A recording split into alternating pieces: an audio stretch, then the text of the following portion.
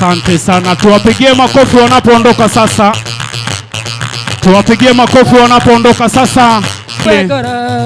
Bakere Chinkovi tuende tukidance kwenda nje. Thank you very much. Bakere Chinkovi mbiamono sana.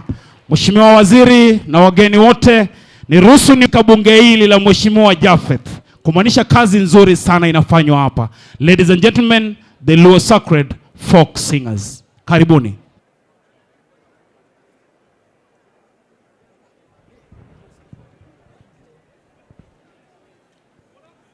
Alafu naomba tugeuke tuangalie wageni wa heshima sasa. Ile ingine entertain crowd sana. Naomba sasa tuangalie wageni wa heshima, alafu tusonge nyuma kidogo. Kukujuza tu mgeni wa heshima, kidogo roho inaweza tushika hapa. Utashuhudia kurukaruka kusikokuwa kwa kawaida. Utashuhudia watu furaha ikiwa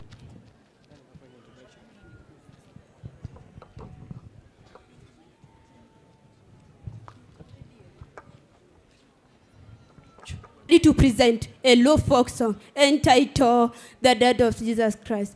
It's sung to remind people about the death and resurrection of Jesus Christ. Welcome and enjoy.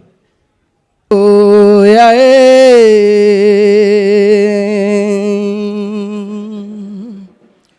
Obong Wunirombe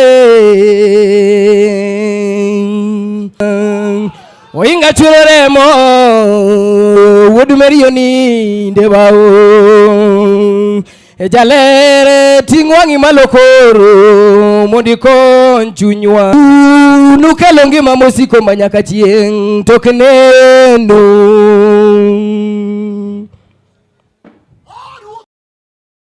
Agwenyu wanilamo Mesialemo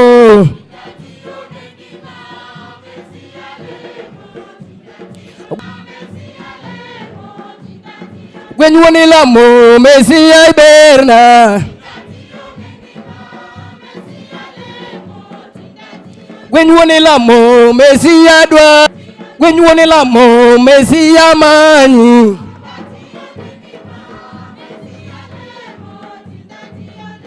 Ire baba kulorani waningema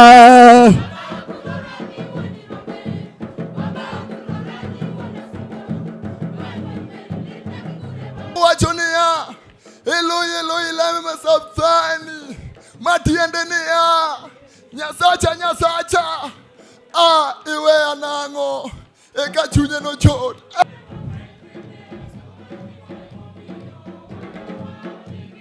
Pudo Getsemani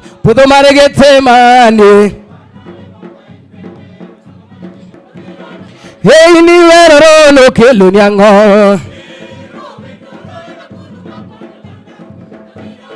Ebikonya kedo Lwanda were kayuda nendo tembe gilich Era Urenye mudho ler jaera Okelongi maler jaera Inye mudho ler jaera Simba jadala kalo wendona Simba jadala kalo sepoda Simba jadala Simba jadala kalo septunya Wendona Asante sana. Wapigie makiondoka na upande huo sasa. Mheshimiwa Waziri, kidogo umeona tu kurukaruka. Wimbo umeanza kwa huzuni sana, lakini kufufuka kwa Yesu Kristo. Wengine wetu wanaweza kuwa wasielewe. Wakati walianza kulikuwa na kifo, ilikuwa ni kilio, lakini wamemaliza kwa furaha, manake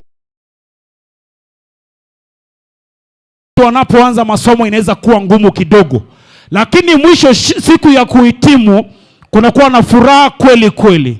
The last group to entertain you, Christian Union.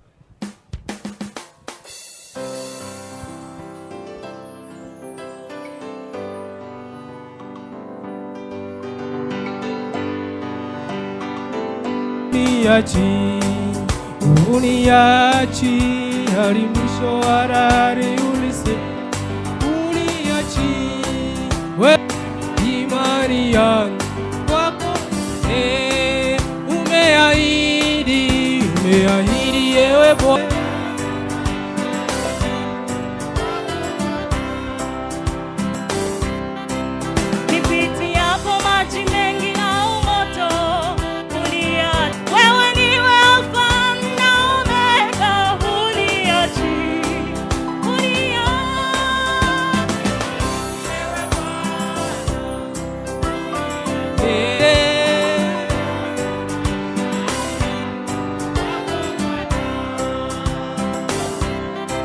uliwalinda Waisraeli, ukamtoa Danieli kutoka tundu la simba. Wewe huwainua na wanyonge siku zote, watuepusha na hatari kila siku. Usifiwe.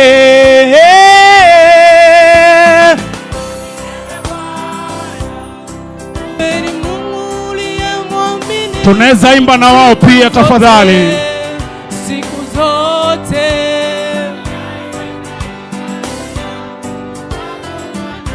Tupige makofi tafadhali. Baba hata mama wanaweza kunikana. Thank you very much. Wapige makofi Christian Union. Mtashangaa mbona naharakisha, ni muda wetu unaenda sana. Asante, nipigia Christian Union makofi. Na kwa sasa item ya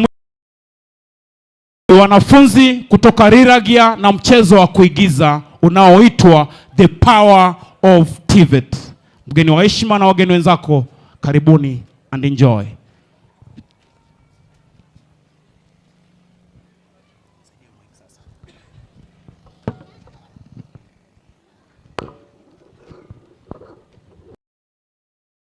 Tafadhali the play.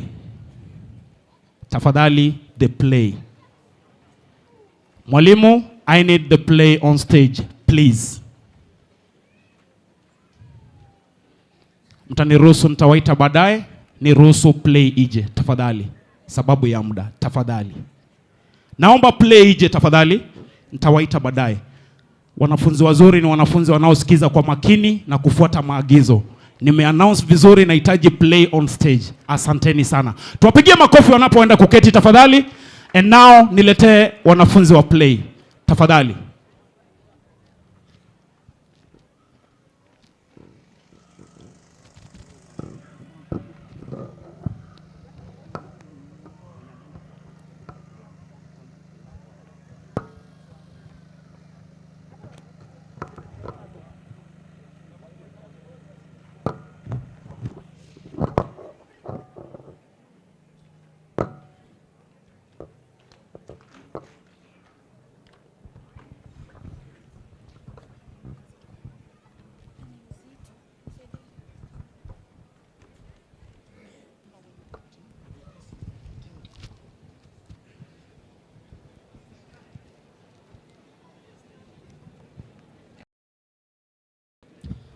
Welcome, our CS, ladies and gentlemen, to the most awaited event of the year, our graduation day. Today, we celebrate all kinds of brilliances, including the type that knows. I welcome the principal to come and commence the celebration. Thank you very much for this great day, our graduation day that the Lord has made for us. Today, we honor students who can quote Shakespeare. Fridges when start speaking in tongues. Yani vijana ambao wanaweza tengeneza engine zenu, gari zenu, bodaboda. I want to welcome you all to the ceremony. Thank you very much.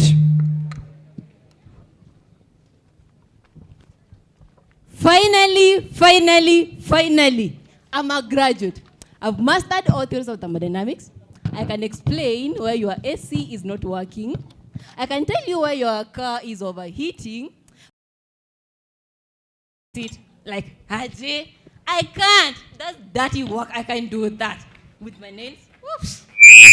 No, Oh, I can. I've just fixed 2 AC on the way here, and they pay me in cake. Oh, please. Success Yes. in degrees and big offices. Not that. Oh, I remember you, sir. Your engine is not functioning. Really? Okay, sir. Tako sana. Okay, thank you. I'm on my way now to fix it. Thank you. Engine. Hi. Hi. How are you? We are in the Congratulations. mood. Yes, I bet you have very good results. Of course. What do you expect? Okay. On You see, good. our company, we are hiring. We are looking for graduates like you. So we're hoping we can give you a job. With that. Thank you. What? Wow. Wow. You have masters in thermodynamics. These are very good results.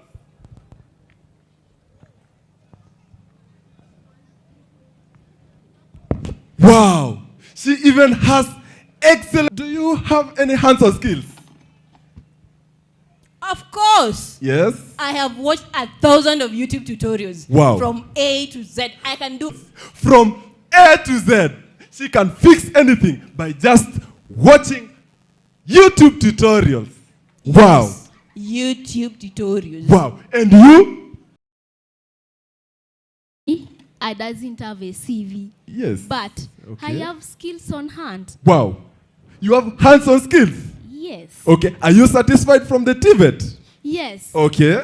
Sir, Yes. I've built 2 solar panels. Wow, Mr. CS. She has built 2 solar panels by just hands-on skills. Wow. Rewired a house. Wow. And also Yes. invented a machine Yes. that cooks ugali and compliments you. Imagine a machine that cooks ugali. Yes, How do you call that ugali in cooks Kigusi? ugali. Busuma. Yani sembe. And Ugali. compliments you. Ugali. Mr. CS, you just cook ugali and it compliments you. Yes. Wow. You're hired. I mean, can you start after the ceremony? Sir, Yes. I can start during the ceremony. Right now, during the ceremony? Now. That's very good. Here's my contact. Take my contact. You'll contact me. Okay. Thank you, sir. Yes. Excuse me, sir. Yes, yes. Why employ her? I am more qualified than she is. Yes, you are more qualified. You see, you have masters in thermodynamics. Of You're a course. degree graduate, bachelor's graduate. But with your YouTube tutorials, I mean, hands-on skills run the market. Hands-on experience. Excuse me. Is it too late to enroll in that TVET institution? No, it's not too late. Will you show Even me? now, we can go to the register to register for it. Let's go. Show me. Hey, can someone call for the technician? Of course. What do you think we are here for? Now, we say in theory that this I can. Let me refer to my. You are theory book. wasting our time with theories. Let me show you. In TVET, we do practicals.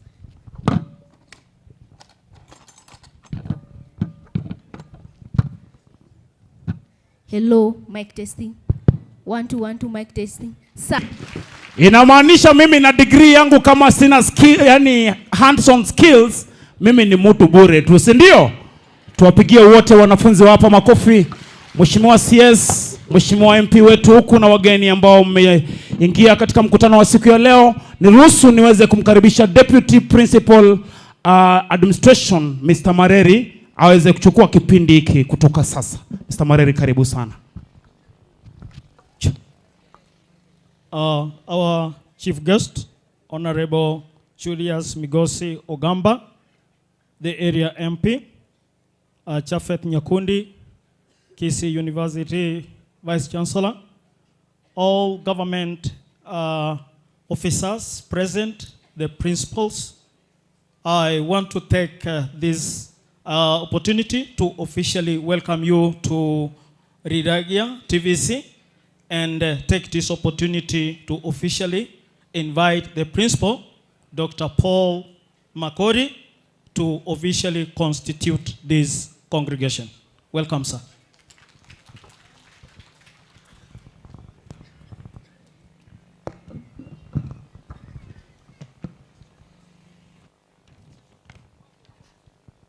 The chief guest and all invited guests, by the powers conferred upon me by the TVET Act 2013 I now declare this first graduation congregation of Riragia Technical and Vocational College officially constituted.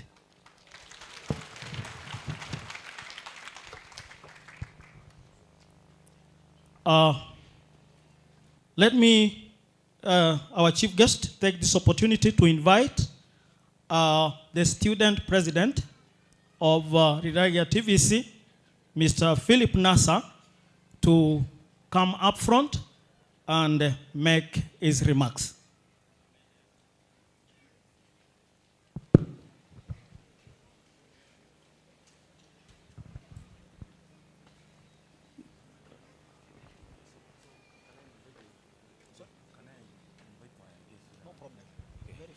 So thank you very much.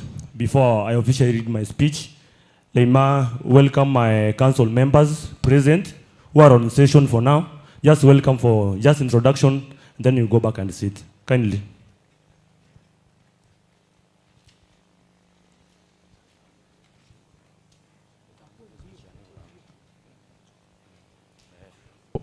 Council members, tafadhali tutaharakisha.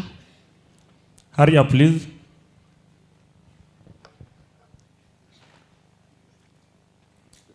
So what we just do, just say your name and your department, then give the mic to the next person. Thank you. Thank you so much. I am Washara George Odhiambo, the current Mr. Riragia. I am doing fashion.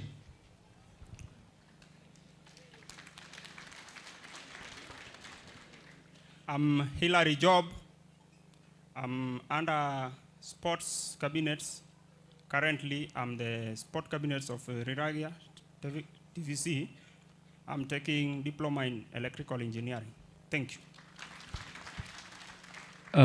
To His Excellency and all the protocol observed, good afternoon.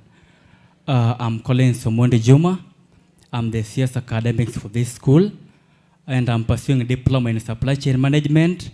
What I can say is that His Excellency, you are welcome and you are in my territory. Feel most welcome and you are safe wherever you are.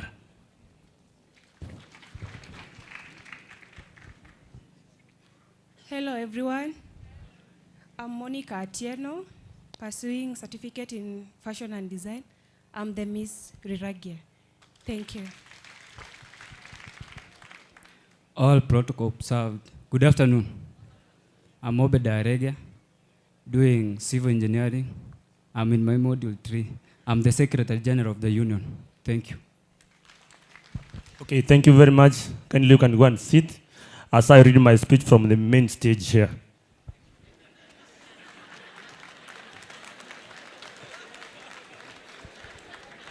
So in fact, this is a great honor to stand in front of our CS and Eriso Jafet. So after my speech, nitasalimia CS, nisalimie na Jafet, wanipake mafuta. Thank you very much.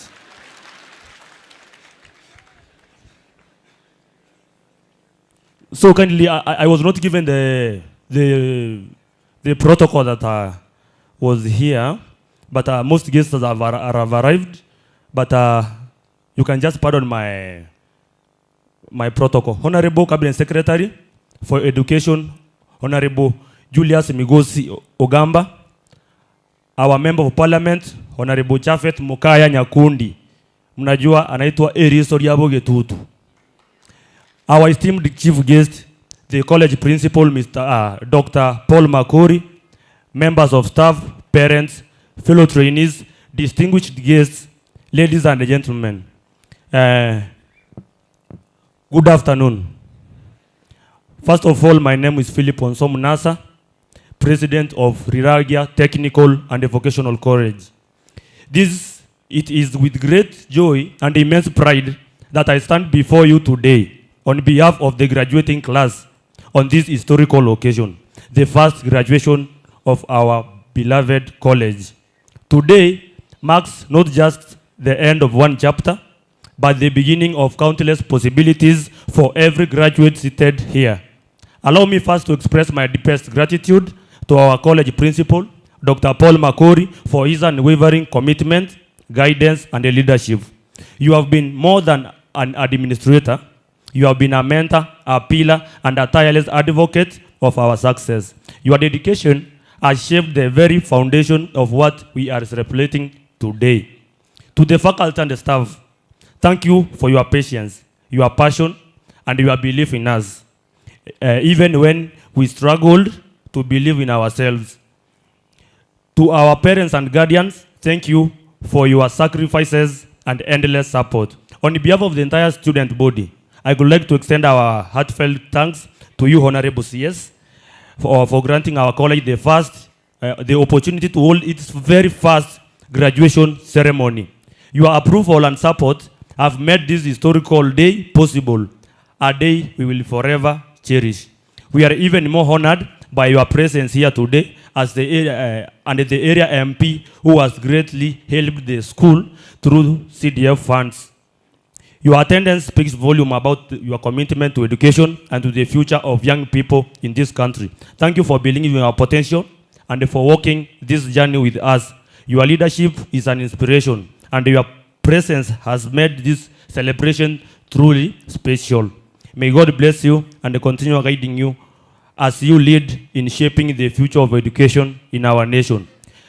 With deep humility and hope, we kindly appeal to your good office for support in several key areas that will make a lasting difference for future trainees in this institution. Kindly, yes. I have like 4 requests that we can make.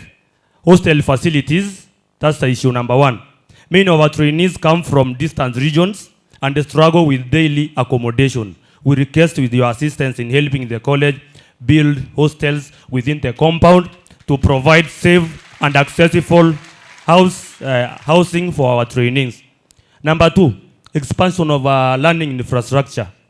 As enrollment increases, our current facilities are becoming overstretched. Kindly, we request more learning blocks and modern learning equipment to ensure every student gets quality education in conducive environment.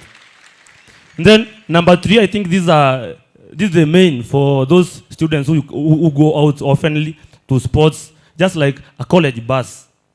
CS hiyo itakuwa kubwa sana, ili sauri gerelia umono sana. So college bus with a lot of humility. Honorable Cabinet Secretary Wakili and our able MP, Mweka Hazina, Jafet sir. Treat this as a matter of urgency, kindly. Help us acquire a college bus. Yeah, okay.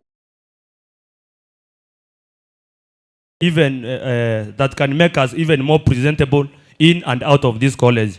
Transport remains a major challenge, especially for academic trips, outreach programs, and extracurricular activities.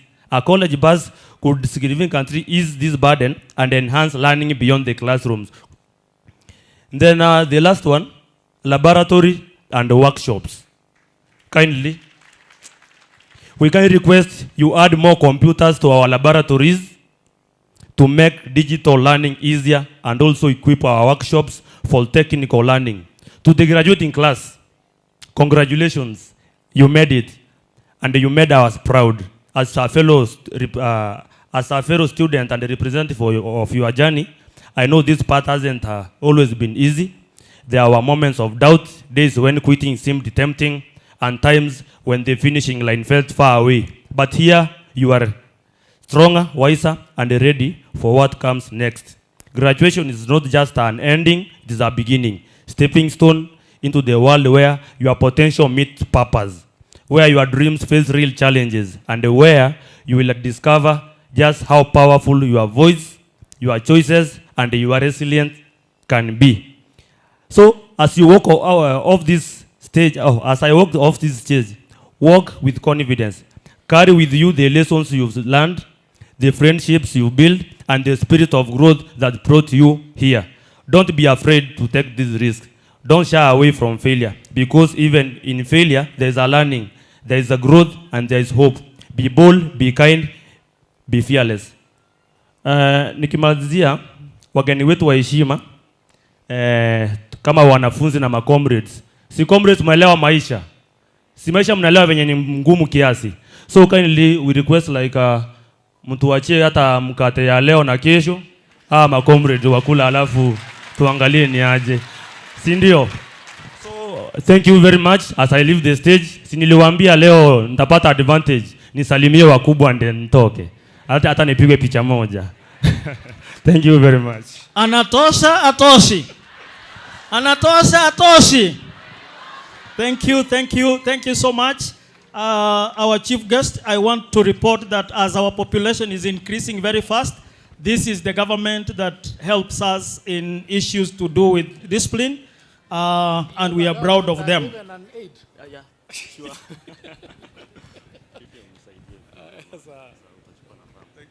So thank you very much. Bye.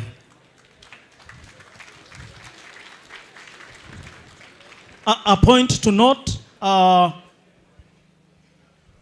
somebody may say the government does not meet the 30 gender threshold.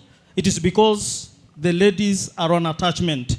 Otherwise, that one is well taken care of. I now want to take this time, our chief guest, to invite our chief principal, Dr. Paul Makori, to address this congregation and take the next part of the program.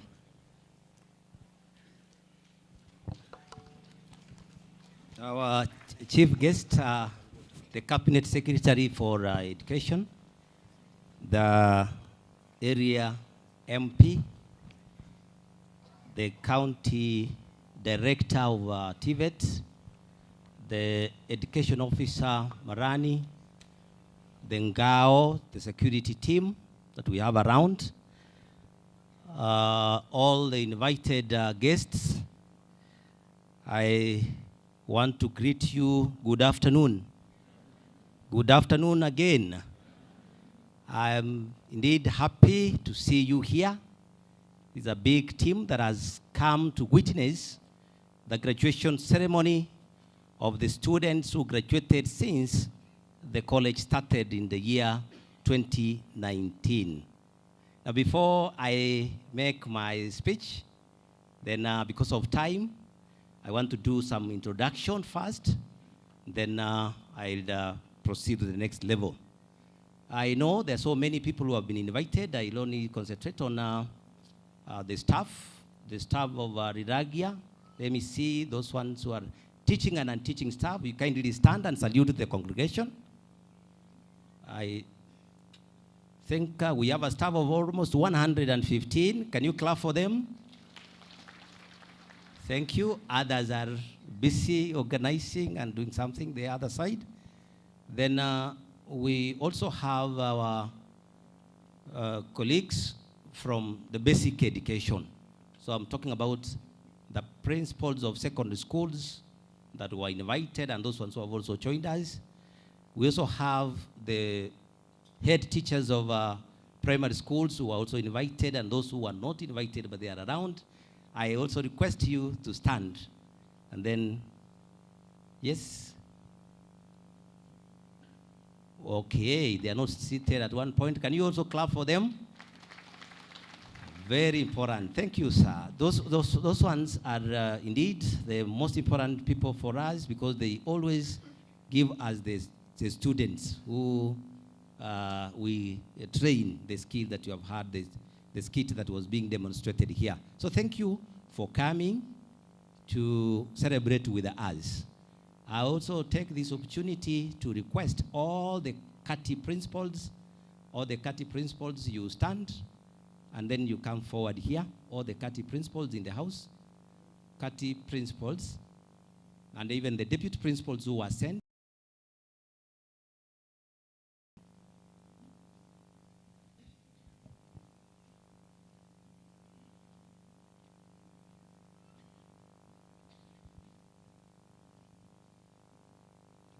So I give you an opportunity to do the introduction.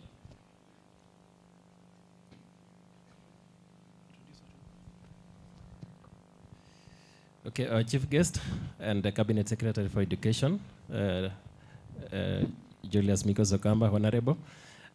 Before you are the principals of the TVET institutions coming from different regions. This is the Lake region, and indeed we are privileged that we are joining our colleague, Dr. Makori, for the successful inaugural graduation. So kindly allow us so that we can be able to make introduction, beginning from our trustee, Bwana Evans Bosire. Our chief guest, my name is Evans Bosire. As a trustee, they know me, and I believe here niko nyumbani. I mentored this institution and I'm very happy. In fact, nimeshindwa kuongea wakati naona haya. Thank you. Karibu. Member of Parliament, leo nimekuona. Mimi niko Sigalaga National Polytechnic. Tunaona mpaka kupanga nikakuwa shida because I'm very happy. Thank you. Chief guest, my name is John Akola, the Chief Principal, Kisii National Polytechnic. Karibuni and congratulations. Chief guest, my name is Audrey Monica Atieno Odhiambo, Principal, Ugunja Technical and Vocational College and Deputy Secretary General. Chief guest, my name is James Pasweti, the Principal, Nyamira National Puri. Thank you and most welcome. Graduates, congratulations. Our chief guest, my name is Elias Rotich, the Principal Kapchorop Technical and Vocational College in the great county of Elgeyo Marakwet West. To Riragia, that is the graduates, congratulations for your inaugural graduation. Chief guest, CS, Member of Parliament, all guests, good afternoon. My name is James Nyakundi Barare, Principal, Kilgoris Technical and Vocational College. I'm also happy to be here. I was here back in 2019 as the acting deputy, but I moved on and I'm happy. Dr. Paul, congratulations, and the entire team. Thank you. Our chief guest, Julius Ogamba Mikosi, our Honorable MP, Chabet Nyakundi. My name is Penny Staubobe, the Principal, Karoka Technical. I also want to say this, that I'm one of the founder members of this institution. The graduates who are graduating today are my graduates. So congratulations. We have walked the journey and we are here now. Congratulations again. Ladies and gentlemen, once again, welcome to Riragia. Riragia is a good place. Thank you. Our chief guest, this is Tom Ochenge, the Principal, West Mogrango TVC. Congratulations. Our chief guest, my name is Engineer Felix Barclays Odhiambo, Principal Kakarao TVC, Suna East, Migori County, a few kilometers to Tanzania. Welcome. Thank you. Chief guest, my name is Jared Odhiambo Got, Principal, Uriri Technical and Vocational College, Migori County, Uriri constituency. Congratulations, my brother Makori and Riragia TVC. Chief guest, my name is Maricus Omolo Ahomo, the Principal, Bondo TTI. To the Riragia family, congratulations. Chief guest, Honorable CS, I'm Kawala Joseph. I'm a Principal, Riatirimba TVC, found along Keroka, Masimba, Gisusu Road. And congratulations also to Riragia graduates. Thank you. Our chief guest, my name is Albert Omariba, Principal, Gitwebe Technical Training Institute, Nyamira County. Karibu sana. Chief guest, my name is Asha Bakari, Principal, Siala Technical Training Institute, Rongo Sub-County, Migori County. We are glad to have you today, and congratulations to Riraga TVC fraternity. Chief guests and invited guests, my name is Otara N. Oreti. I'm the Principal, Kendege Technical and Vocational College in Ikuria East, Migori County. To Riragia fraternity, we bring warm greetings and Congratulations. Thank you. Our chief guest, my name is Nicodemus Mirioba from Riamo TVC from Machoge Church. Congratulations to all of you. Our chief guest, my name is Abina Matoke Unchiri, Deputy Principal Borabu, representing the Principal Dr. Momanyi Were. Thank you. Welcome for this ceremony. Riding on the already established protocol, I'm Dr. Onsom Richard, the Principal Turkana East. To the graduate, congrats. The Chief Principal, the chief guests, and all other guests. My name is Samuel Keke, the Deputy Principal, Kitutu Chache, TVC. Chief guest, and other members, Amanyona Kennedy, Principal Kitutu Chache, TVC. Pongezi Riragia. Our chief guest, I'm Robinson Kambi, Principal Rogare TVC, Kisii County, Bobas Constituency, Nyamache Sub-County. And the Chair, Audit, Governance and Policy in the Kati Governing Council. To the family of Rogare TVC, congratulations and welcome. Chief guest, area member of parliament, my name is Peter Nyaribo, Principal Kitutu Masaba constituency, Nyamira County. Thank you. Chief guest, my name is Janet Atuya, Deputy Principal in charge of academics, Mabera TVC in Kuria West, representing my principal, Mrs. Beatrice Nyareki. Chief guest, everybody duly recognized. My name is Agia Bernard Maloa, Deputy Principal Administration, Ugenya Technical, Siaya County. I'm here representing Madam Linda Ayuku, my principal. Congratulations regarding Riragia. Chief guest, my name is Daniel Mogonchi, the Deputy Principal, West Mugrango TVC. I'm here with my principal, and I'm also here because of my brother, Dr. Makori, that we have worked a lot together in so many ways. So for the graduates, I say congratulations. Chief guest, I'm Richard Ngetich, Deputy Principal in charge of administration, Kasarani TVC, Nairobi County. Here representing our principal, Madam Josephine Begi. Riragia fraternity, congratulations. Last but not least, before the SG, my name is Patrick Torore, Principal Tindred TVC, Nandi County. Congratulations, Dr. Paul Arap Makori. We had a chance to work together. Congratulations, graduates of Riragia. Thank you so much. We can clap for them as they take their seats. And so, chief guest, before I continue, allow me also to introduce myself. My name's Tanui Shadrack, the principal, Kericho Township Technical and Vocational College. And also I stand in as the National Secretary General, Kenya Association of Technical Training Institutions. This is a professional body that was formed in 1997 to address the issue of supporting the government agenda in terms of TVET training, and so we are a friend of government. Secondly, I really want to thank the principals who have really come to join our colleague, Dr. Makori, because we are working in solidarity. We want to ensure actually that the TVET agenda comes to success, particularly when we are in the era of 4.0 industrial revolution.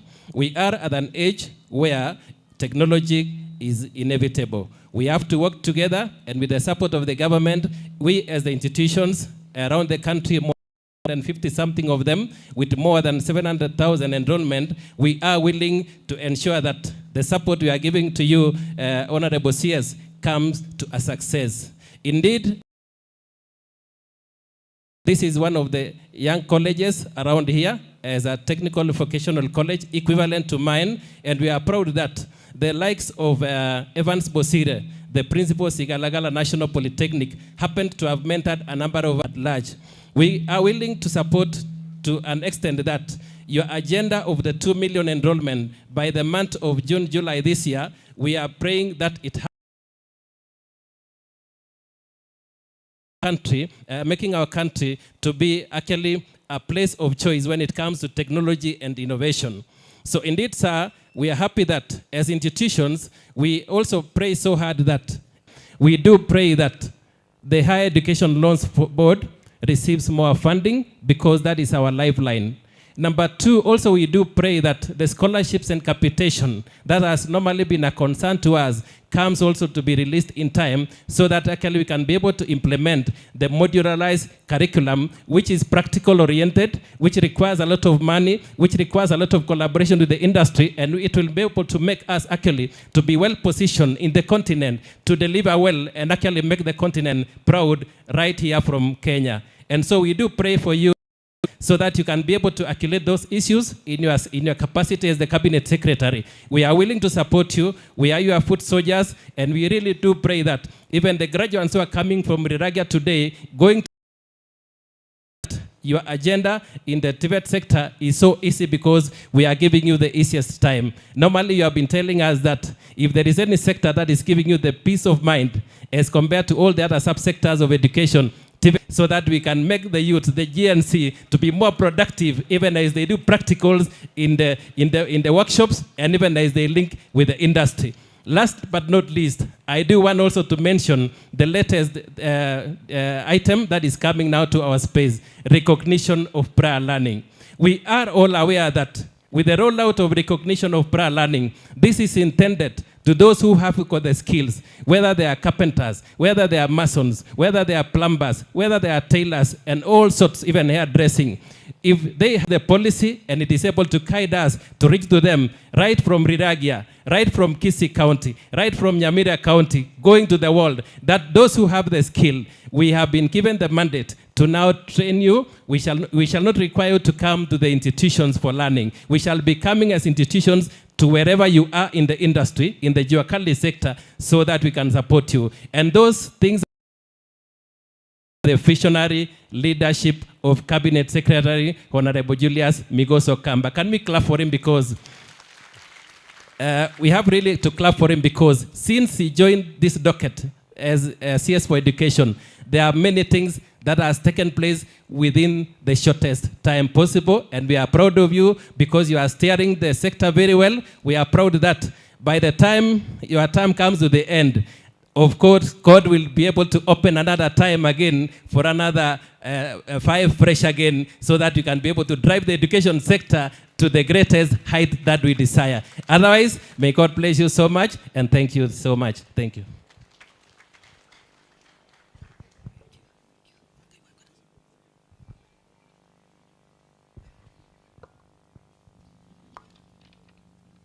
Sorry for taking much of the time, but it is a ceremony. That is our Kati National Secretary General. Thank you for your sentiments, and my colleagues, thank you so much for coming to celebrate with us. I know they have said a lot, and much has also been said by the Student Council representative. And for the sake of time, again, I want to do a summary so that we do not repeat what has been said. It is with great pleasure that I welcome you all to Riragia Technical and Vocational College as we celebrate our first graduation ceremony on this special and memorable event. Today marks an important chapter in the journey of our college as we are presenting 201 graduates since our inception. I also extend my heartfelt gratitude to our chief guest, Honorable Julius Migoso Kamba, the Cabinet Secretary for Education, and all the other invited guests for honoring us with your presence. Let me begin by honoring and appreciating the visionary dream that sparked the creation of this remarkable institution. And that one goes to our big brother, Bosire of Sigaragara. Can you clap for him? And the community, because they must have done public participation and then decided that the college should be situated in this particular place, and also recognize the efforts that were also done by all the other principals who were there before me.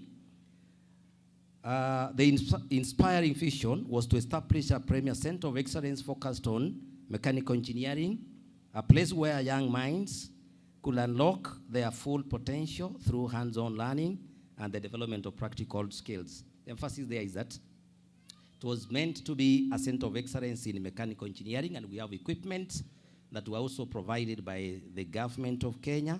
So we want to appreciate the efforts and the assistance provided by the government of Kenya in that particular area. Riragia Technical and Vocational College opened its doors in the year 2019 to around 25 very eager trainees who were ready to embark on their learning journey with curiosity and determination. Alongside them were 8 committed trainers who brought expertise, patience, and encouragement, as well as 5 diligent support staff whose behind-the-scene efforts ensured smooth day-to-day operations. Though small in number, this team laid the groundwork for growth and passion that has sincerely defined Riragia Technical and Vocational College. In the recent years, we have also witnessed a transformation agenda in education, emphasizing the bottom-up approach to ensure inclusivity and relevance in skills development. The dual training model implemented here at Riragia Technical and Vocational College will equip our graduates with practical skills and industry-relevant knowledge, enhancing their employability and entrepreneurial spirit, as also demonstrated by the skit or there was a presentation, a play that was done here. To our graduates, I extend my sincere congratulations to you as you begin a new journey to search for your destiny. Take pride in what you have accomplished, and remember that this is just a humble beginning of your great achievements. Today, we not only celebrate your achievements, but also recognize a significant milestone in the history of our institution and TVET institutions nationally. I wish to extend my sincere gratitude also to our area Member of Parliament for granting CDF bursaries and other incentives to our trainees. In fact, if I want to mention on that, he has really participated even in doing marketing of the institution, and that's why you have seen there is a high number of students coming. I note here that during the month of the intake, January intake, we were able to admit 700 students at once. Then during the month of the intake for May, this one that we are on, we have already admitted 462. So you can see at that rate, Honorable CS, we are likely to attain that target that you gave us. The institution is supposed to have a minimum of 5,000 trainees. So you can see parents and all the community members around and any other person, Riragia still has a space for all of us. On the same note, I thank all the county leadership for the support that is extended to us. This has made a significant rise in our enrollment, which is currently at 2,672 trainees. Can you clap on that point? However, the increased enrollment has posed a challenge in training facilities, training equipment, and learning materials, which has been expounded by the student leader and will also be mentioned by the chair of the board. One of our primary objectives is to enhance our physical facilities to accommodate the increasing numbers. Accommodation of our trainees could have posed a great challenge if not for the community landlords around. I want to thank them most sincerely. In fact, within We have landlords who have constructed a good number of houses. The houses are okay. They are very stable. There is security. There is water. And most of the students that you have had here stay there. So thank you, those investors, for the woodwork you have done. We also we intend to construct additional classrooms that are equipped with contemporary training facilities to enhance imparting of skills. I'm happy to announce that our college has mounted about 50 programs for the competence-based education and training curricula.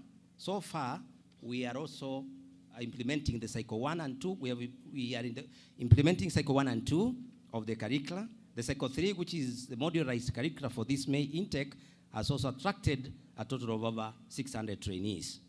The President launched tree growing restoration campaign that targets the planting of 15 billion trees by the year 2032. We have impressed this initiative with our resolve to environmental stewardship, which includes harnessing solar energy and planting 300 trees every month.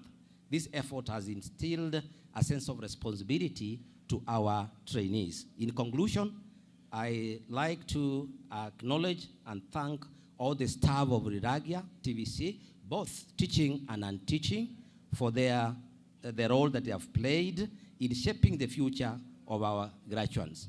We also recognize and appreciate the support of the parents, guardians, sponsors, and our graduates. Your sacrifice have been instrumental in the academic journey. Likewise, my appreciation goes to the Riragia trainees and the trainee leadership for maintaining a high level of discipline. Once again, congratulations to the graduates, and thank you for making us to assemble here today to celebrate your success. Once again, I also want to inform you that for those ones who did arts, there is still chance to proceed to craft. You understand that the system has changed, so there is that progression and exit at whichever point. I also want to wind up by saying that we appreciate the support that we have been receiving from the Ministry of Education, and so far our Chitume Lab has computers, courtesy of our Cabinet Secretary for Education, and there are many other things that he has done, especially staffing. We have, I think, adequate, qualified public service trainers. Can you clap for that? Thank you so much for listening to me, and may God bless you all. I now take this opportunity to welcome the chair of the board, our Mr. Patrick Nyagosia, to take over from there. Thank you, the Chief Principal, Dr. Makori, our Chief Guest. May I take the earliest opportunity to call the few board governors come to introduce themselves. Please.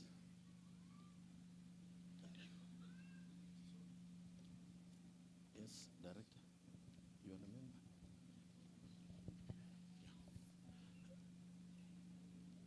Okay.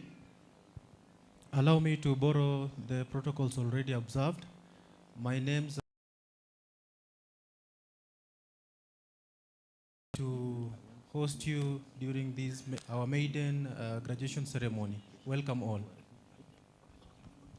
Good afternoon. My name is Jared Onyango Onyach, board member, Dr. Makori, our principal. We are happy with your work beyond measure.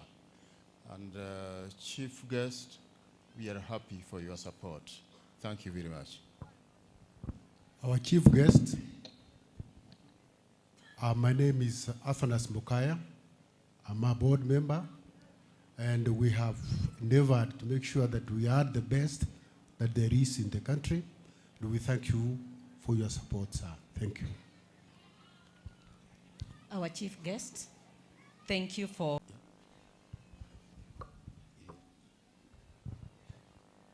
our chief guest. I'm Dr. Soro Nyangweta,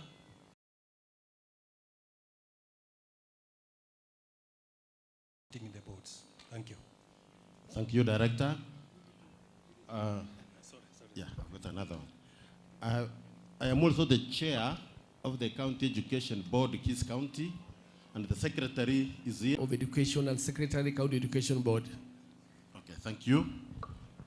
Chief guest, I will make very few remarks because many things have been said, and if I repeat, it will be just for emphasis.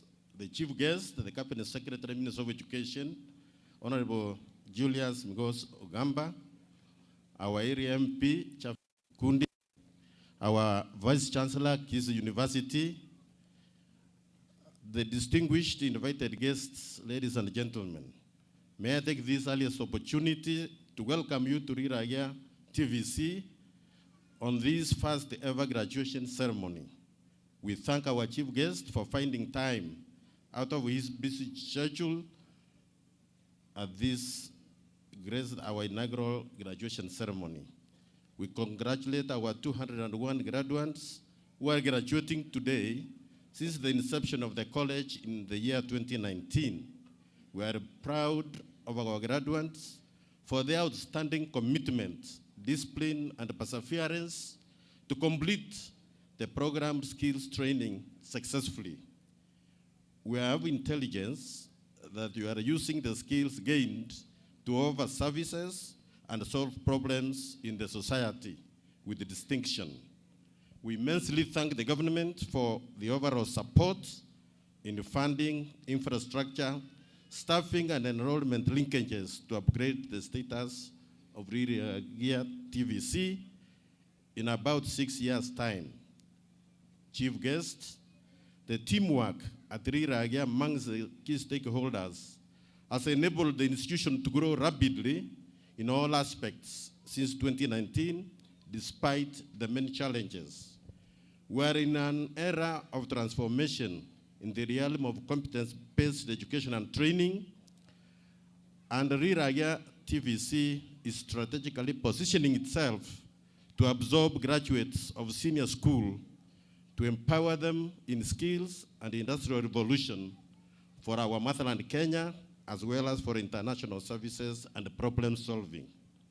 Our chief guest, to this end, we are grateful to the government for total support and humbly request for more support, especially getting more land for expansion, modern tuition facilities, as well as sustained linkages with the National Youth Service sponsored trainees. This is as a result of soaring numbers of the trainees, and we have a purposeful vision and mission to make Riragia TVC an institution of choice at local, national, and even across the borders in catchment areas. Our chief guest again, this will enable our trainees, graduates, to not only solve job-related problems and challenges, but they can create employment for others and also self-employment. And you saw the skit here demonstrated that very effectively. This is even made easier and better with modularized SPETs and the dual training policy. This is geared to produce graduates with hands-on and real-time job skills for a universal labor market. Buenos CS, all institutions start small, and with dedication, commitment, discipline, and team working, all institutions grow big. And as such, we must be very grateful for those who risked and laid a very firm and strong foundation at Riragia Education and Training Complex about 6 years ago. As the old adage goes, ukiona vyaelea, vimeundwa. And it is in order to mirror in the wisdom of Martin Luther King Jr., who said, if you can't fly, then we'll run. And if you can't run, you walk. And if you can't walk, you crawl. But whatever you do, you have to keep moving forward. This is what exactly Riragia TVC is doing.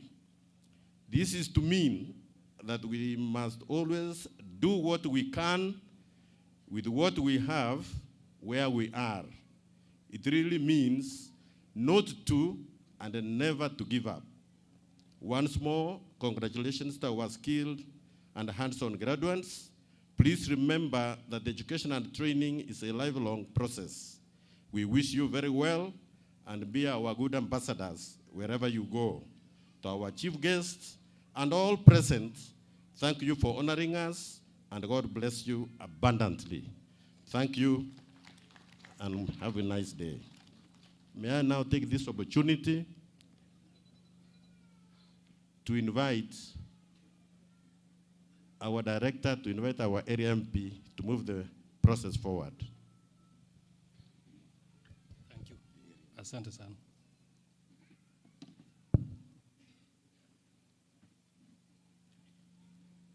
CS Education, Dr. Migosi Ogamba, the area MP, the Vice Chancellor of Kissing University, Professor Gage, my fellow Director of Education, Kisi Bwana Chirichiri, fellow principals, good afternoon. Mine today, I won't speak much. I remember the chief guest questioning me not to speak much. Mine is just to inform you that this particular region has 12 functioning TVET institutions. As a regional director, we very well understand the vision, the aspiration of our forefathers concerning TVET. So as a regional director, we are working towards fulfilling the aspiration and the mandate of the ministry towards TVET strategy. Bwana CS, as a regional director, I am just like somebody who has many wives. I will not be able to say or assist Riragia peke yake. I know as a minister, you have a national strategy. You have the national goals in fulfillment of the TVET strategy. And our goal is to industrialize.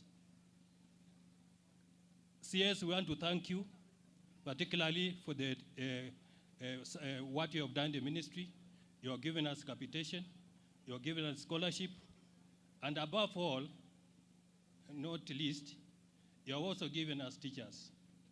This region, not only this region, even the region of Luo Nyanza, you have given us a substantial number of teachers. So I, as a region director, I want to thank you, because that means I'll be presenting less problems to you. Not forgetting, again, Bwana CS, there are institutions like Kitutu Chache, which has not been open. So I appeal to you as a CS to assist us, because Kitutu Chache students are just residing outside. They are just in the trees. So kindly assist us so that the constructor can open that institution. South Mugrango is not complete. It needs additional budget. And the mentoring institution is here. The principal is John Akola. He has the budget for those institutions. So still assist us, Bwana CS, so that we'll be able to complete South Mugrango. Then the institution still having inadequate funds. Assist us also in that area. Our vision, some of the institutions like Ria Tirimba can produce now industrial goods. So our TVET institution, as you see, they are presented by the principals here, we are able to industrialize. So we are working towards the attainment of that very goals. So without speaking much, mine is to just thank you for accepting to come to this area of Ria Tirimba. Because I may not know the protocol, allow me to return the mantle. The chairman is speaking something.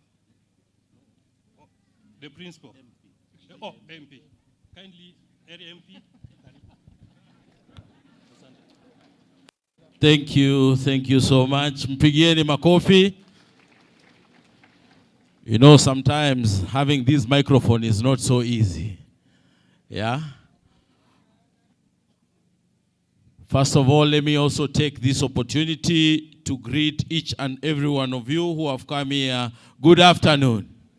Good afternoon once more. God is good. And all the time. Nyasaye no muya. Chinga kichionsi. The Cabinet Secretary of Education, Honorable Julius Migos Ugamba, the Vice Chancellor for Kisii University, Professor Ogechi, the Principal of this school, Dr. Makori, and all invited guests, I want to officially welcome you to this great institution of Riragia. This institution, as you've heard, was started in the year 2019, and back then, when I came in, it had only 260 students. As we speak today, 2 years down the line, this institution has a capacity of 2,600 students, almost going to 2,700 students. I want to thank your predecessor, the Principal Obobe, because we really worked together to ensure that we market the institution, and we made sure that all the students who came here, we paid for them the registration fee so that they can be able to join in this institution. I know it has been a journey. It has been a journey to where we are today. And I want to thank and congratulate the graduates here today. I want to assure you that you are now ready for the job market. Go outside there and work for the people of Kenya. Go outside there and shine, because this is the best institution around. And I assure you, when you go outside there, the job market is waiting for you. Because in this world today, what we require are people who have hand-skilled job. And that is what you have today. I don't want to speak much, but I have heard what the institution requires, and I know what the institution requires. I have spoken to the Cabinet Secretary before, together with her Principal Secretary, Madam Moria, concerning the administration block, because there is a time the students put desks outside here to learn. The school has grown. It has a lot of capacity. It has a lot of potential. Kindly, Waziri, I come before you asking again that if you get any money, and I believe you can get as the Cabinet Secretary, kindly build for us another administration block here. I also want to thank you, Cabinet Secretary, because you have been of great support to this institution, more especially on the TVET instructors. I have come to you severally, requesting on TVET instructors, and for sure you've been of help, and that is why you see this institution, as we speak today, has an enrollment of about 100 and more tutors who are able to teach the learners here. And I want to assure you, the principal of this school, that me as the Member of Parliament, together with the Cabinet Secretary who also comes from this area, we will ensure and we will endeavor to make sure that we give this institution any support that they require to be able to grow.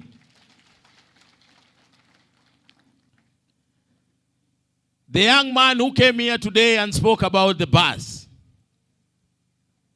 of this great institution, I told you the day that this school will get an enrollment of 2,500, I will bring a bus to this institution. And because today you surpassed the mark, I assure you that this financial year after June, I will put a bus and I'll bring a bus to this institution. Because I believe that you need this bus to go for sports, you need this bus to go for symposium, you need this bus to do your activities here and there. And that bus, I know, will also create some good perception around. Lastly, the Cabinet Secretary, before I call a few guests of ours, I want to request you, as you see this institution is really pressed on land, I want to request, I'll come sit down with the community. If you are able to purchase land around so that we are able to expand this institution, it will be of great help, because I believe in the near future, this institution will not just be a TVET. This institution will grow up to be a national polytechnic. And eventually, it will grow up to be Riragia University. Because it has the potential, the people around here are willing and are ready to join this institution, as we also encourage the parents of this area to be able to bring their children in this institution so that they be able to get skills. And I assure you, the Cabinet Secretary, ever since our young people started joining this institution, the crime rate in Kitutu Chache North has gone down. The drug and substance abuse in this institution has gone down. So let us support these young people, because they are the future of today and not the future of tomorrow.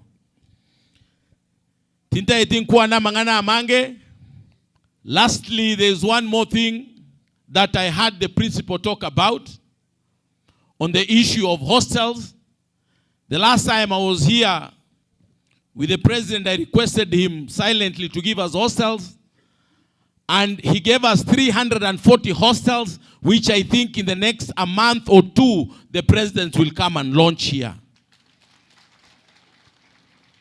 So Waziri, as the principal has told you, Dr. Makori, the former principal, we went together to the ministry and pushed for NYS.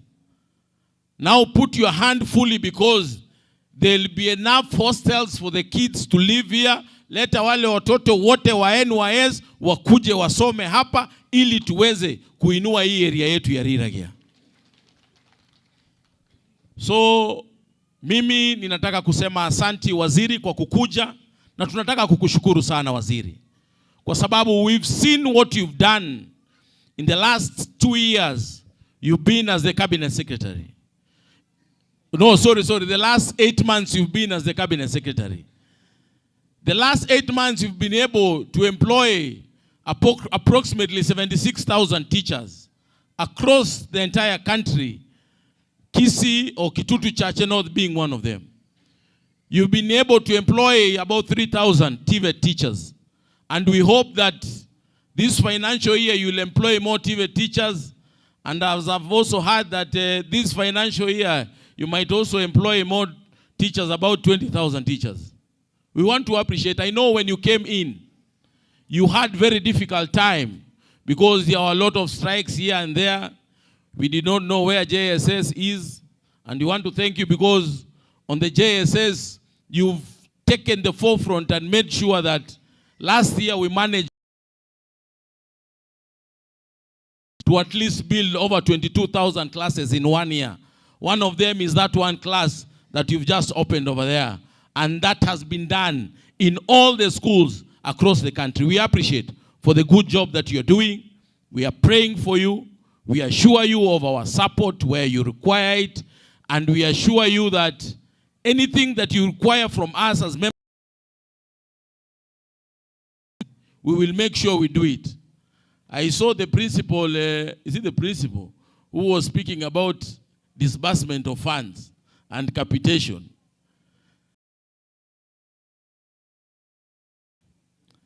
Unajua, there is something we call budgeting. I'm in the Budget and Appropriations Committee. There is something we call budgeting, and there is something we call disbursement of funds. It depends with the exchequer. But I also pray that you get the money early enough so that capitation, help, so that our to work and to be in school. So, mimi sina mengi ya kusema, nilikuwa na mengi, lakini kwa sababu leo sio siku yangu. Leo ni siku ya waziri, nitamwachia hayo mengine aseme maneno ya exam fee. I heard that there are some people who had said exam fee has been removed. I sit in the Budget and Appropriations Committee, and I want to assure all parents, wherever they are across the country, that money meant for examination is in the budget, so don't get worried. Na nataka hawa watu wa media. Media, I want you to report the correct thing. The money meant for examination of our children is in the budget, and we can't even dare remove the money because we know these parents are not able to pay the examination fee, and we need our children to go to school and learn. Don't always report negative things that are not there. Mimi nawaambia kama mbunge ambaye yuko katika kamati ya Budget and Appropriation ya kwamba pesa ya examination fanya mtihani bila kuitishwa hata ndururu. Lero tinda itinge ndengwa na mangananga, lero mrojere lero mbegete ndeke nimbe na anadi kubeka chigoti ne chibesti, lakini lero bone senge chombegete bintebi tikantigere gabo. Eyuere buyago sere bobe. Ere buyago sere bobe.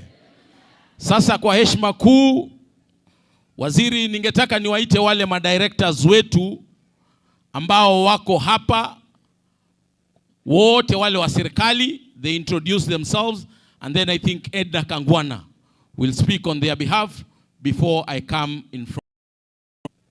Edna Kangwana and all the directors that are here, so that I just introduce them.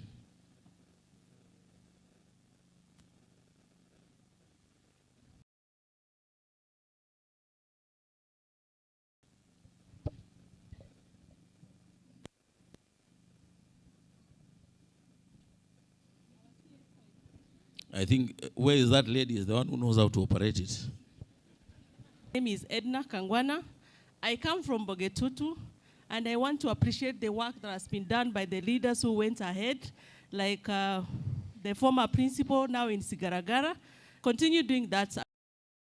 And Waziri, thank you so much. Because of you, we are all here to support you, and we are saying that we cannot push development forward alone. It needs collective efforts, and that's why we are here. Congratulations. Thank you. Kenyongwai, sit in the board of Water Resources Authority. We're in charge of water in this country. Waziri, I want just a word. I want to congratulate our graduates. I want to wish you well. I'm one of the products of TVET. I started from a very humble background, but today I'm seated in the board of Water Resources Authority. I've also served in the board of Kiambu Institute of Science and Technology. And I want to wish you all the best, that you can achieve anything you want in this life. Thank you. Thank you very much, Waziri. My name is John Momanyi. I sit in Lake Victoria South Waterworks board. Let me take this opportunity to congratulate the graduates. And may I thank the government for taking this move, because this is the only way we can solve the question of unemployment to our youth, because the people who live here, even if they don't get a job, a formal job anywhere, they are likely to work on their own, like we saw them demonstrate here. So we are supporting our government in the initiative that they are taking. Thank you very much. Thank you. I'm Josephine Muraumanwa, Director, Kenya Dairy Ports. I'm here to support the government from Nyamira County. CS, be assured that we are there for you, and we are in government to stay. Umi Pirapureki. Thank you very much. All protocols observed. My name is Dr. Peter Kereri. I am a member of the Council, University of Eldoret. Thank you also. My name is Wilfred Ochenga Uma, a council member with Kenya School of TVET. My name is Lilian Mogendi. I'm a board member, NTSA. NTSA is National Transport and Safety Authority. Na kwa sababu ya hiyo, usalama barabarani nataka kuwatakia kila mmoja, usalama wa kusafiri mukielekea manyumbani, na mukifika, remember to tell God, thank you. May God bless you. My name is Zedekiah Migiro Orioki, Director at the Kenya Accreditation Service under the Ministry of Trade, Industry and Investment, CS. Thank you. Congratulations to the graduates. God bless. The CS, all protocols observed. I'm Sophia Kerubo Onditi, representing Board of Governor, Pondo TTI, here present. I'm seeing the Chief Principal, Pondo TTI. Thanks for representing us. May God bless you and all the graduates. I say congratulations. Thank you. Riding on all on the protocol that is already established. My name is Purity Mora Kirera. I sit at Bomas of Kenya. Waziri, you're doing a good job, and I hope that in Kisii County, now that you have this docket, we are going to have all the TTI, all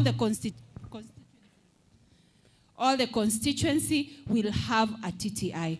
I come from Bonchari constituency where Waziri we don't have a TVET, we don't have a TTI, and the TTIs that are there, I don't have enough infrastructure. So I kindly request you, on behalf of the people of Bonchari, you consider us to get a TVET. Thank you and God bless you. All the graduates, congratulations. Yeah, all protocol observed. I'm Engineer Shem Omari, representing the Regional Director, Kenya Rural Roads Authority, Kisii. Congratulations to the graduates. Na iko barabara hapa mheshimiwa anatusaidia kujenga ya lami, ukiwa na wanafunzi tuwapatia attachment so that we improve on your skills. Asante sana. Thank you so much. Mmesikia hiyo barabara, wale wanafunzi ambao wanafanya maneno ya civil works, iko hii barabara inatoka Marani, kikuja Tambacha mpaka Kigogi. Tushamaliza, na ile ingine inaenda Ititi pia inaendelea. Ile ingine ikitoka Ititi inaenda mpaka Nyakoe, Nyaore, Gesieka, alafu ndio ikuje hapa juu. Iingie hapa Kayole, iende Bumburi, izunguke, iende Nyamira kule, irudi iende mpaka Ragogo, ipande juu, iende Bobaracho. Alafu iende Ngenyi, Nyamukomba. Hizo barabara zote ni za lami. It's about 64.7 kilometers. Kwa hivyo wanafunzi ni wengi, wanaweza ingia waendelee kujifunza, si ndio? Sasa nataka niwaite our principals who are here, but Kesha, chairman of Kesha, we think is the one who's going to speak on their behalf. Chairman Kesha, Principal Itibo Boys. I think the principals will just come here so that you'll be seen, and you are the one who's going to introduce them. If you give them the microphone, they'll take a lot of time. Just come here. Principal, Kisii School and the rest.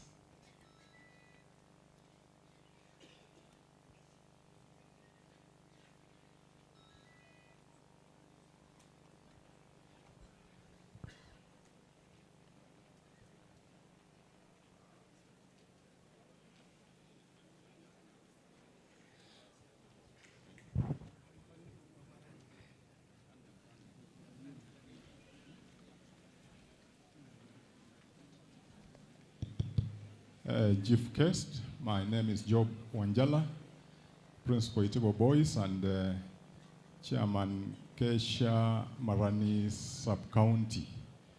We are an association of principals, and as protocol demands, I may not be able to talk when my chair count is present, So allow the chair account just to come, Madam, kindly. Madam Dr. Murioki, please come this way. Those from Marani sub-county, lift up your hands, please. Thank you very much. Those from other sub-counties, thank you very much. Thank you so much on behalf of principals present and those who are not able to join us. This is a representation of principals from the entire county, right from Etago, Kenyanya, Nyamache, Agucha, Sameta, Masaba South, Kisii South. All those are represented. Kitutu Central, Marani has already spoken. Kisii Central, the leadership is here. We want to appreciate. Congratulations to our graduates. We are here to give you support. The principals of our TVET institutions count on our support as we hand over the teams to you.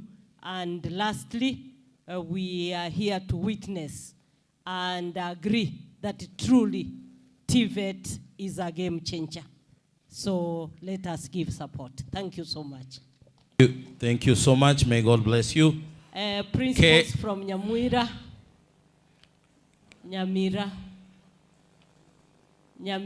Awako. You would have, I wish you salute on behalf of the chair, Nyamira. Just one word. To our CS, invited guests, and all the other members and graduates, we want to wish you well from Nyamira County on behalf of my chair. Joe Powira was not supposed to be here. My name is Jen Nyanumba, the principal of Ronga Girls. We wish you well. Orioki Joyce Ogutu speaking, Chief Principal Nyabururu Girls, Kesha Chair, Kisii County. Thank you so much. Thank you, Madam. Now I want to call Kepsha. No, is nachanganya. Iko Kesha na iko Kepsha. Kepsha, Kepsha here? Or the nut? Yes.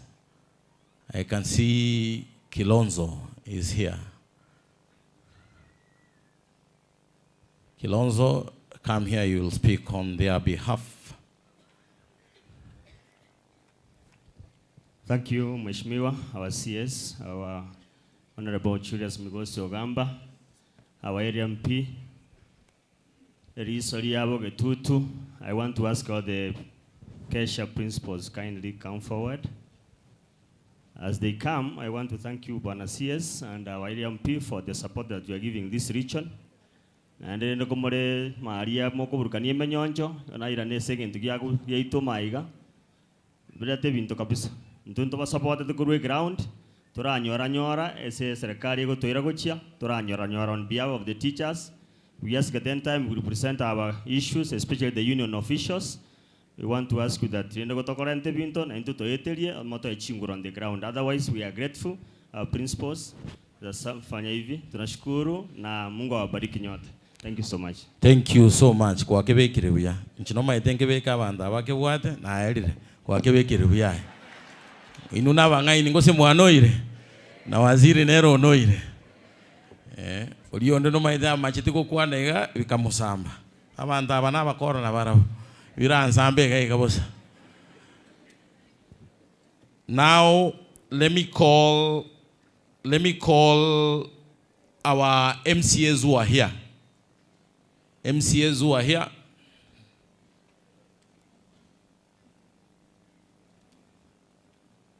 Yes, I can see the senior most from our area, Mheshimiwa Ombachi, minority leader in the County Assembly of Kisii. Karibu sana MCA Marani.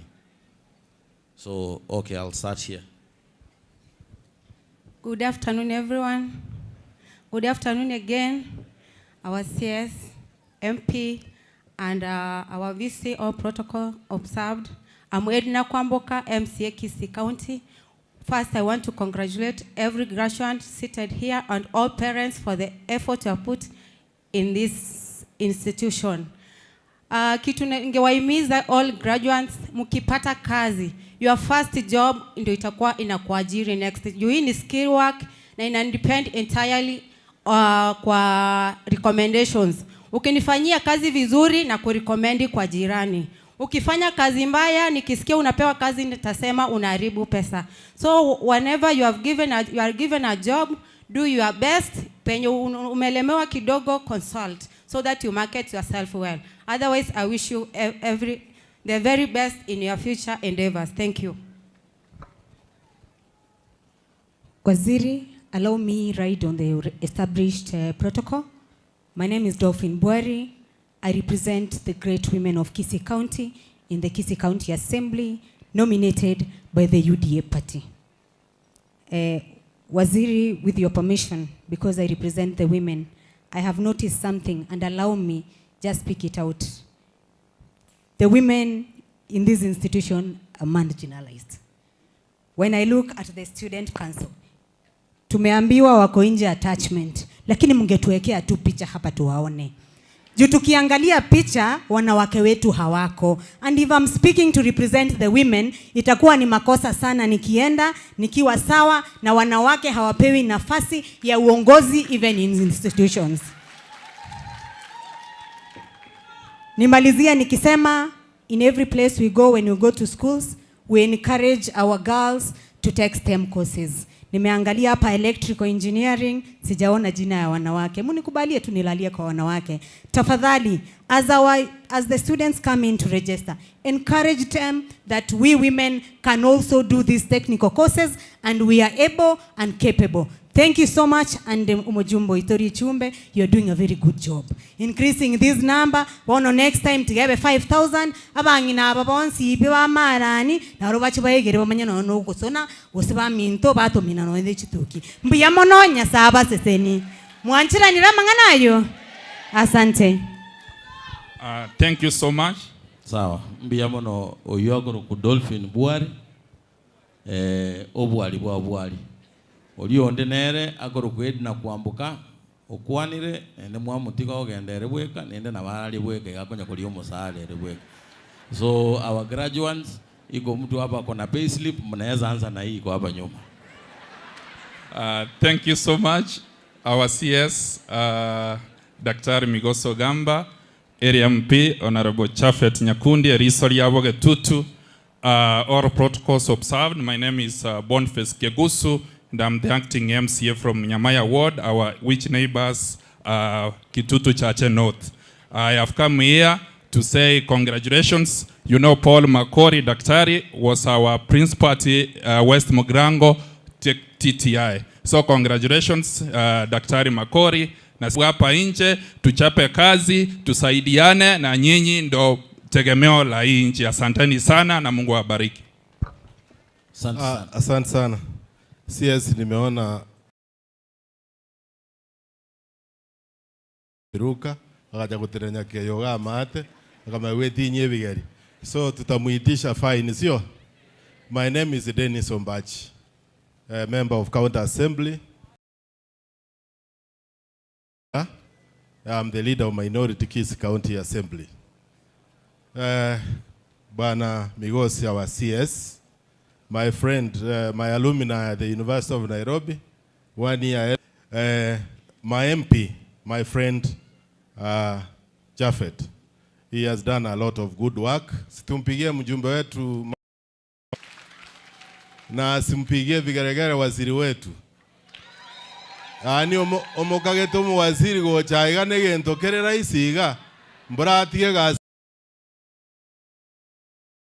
kamo gatangani waziri mbiamono eli akabere etivet yendo che akeire bontulire chibese toga chikamba sisikaria regere chibasi eche omochumba lichumba kolenta actually na mate yalente ibere na ende doje ngankwe na talent chibasi ibere wase wana.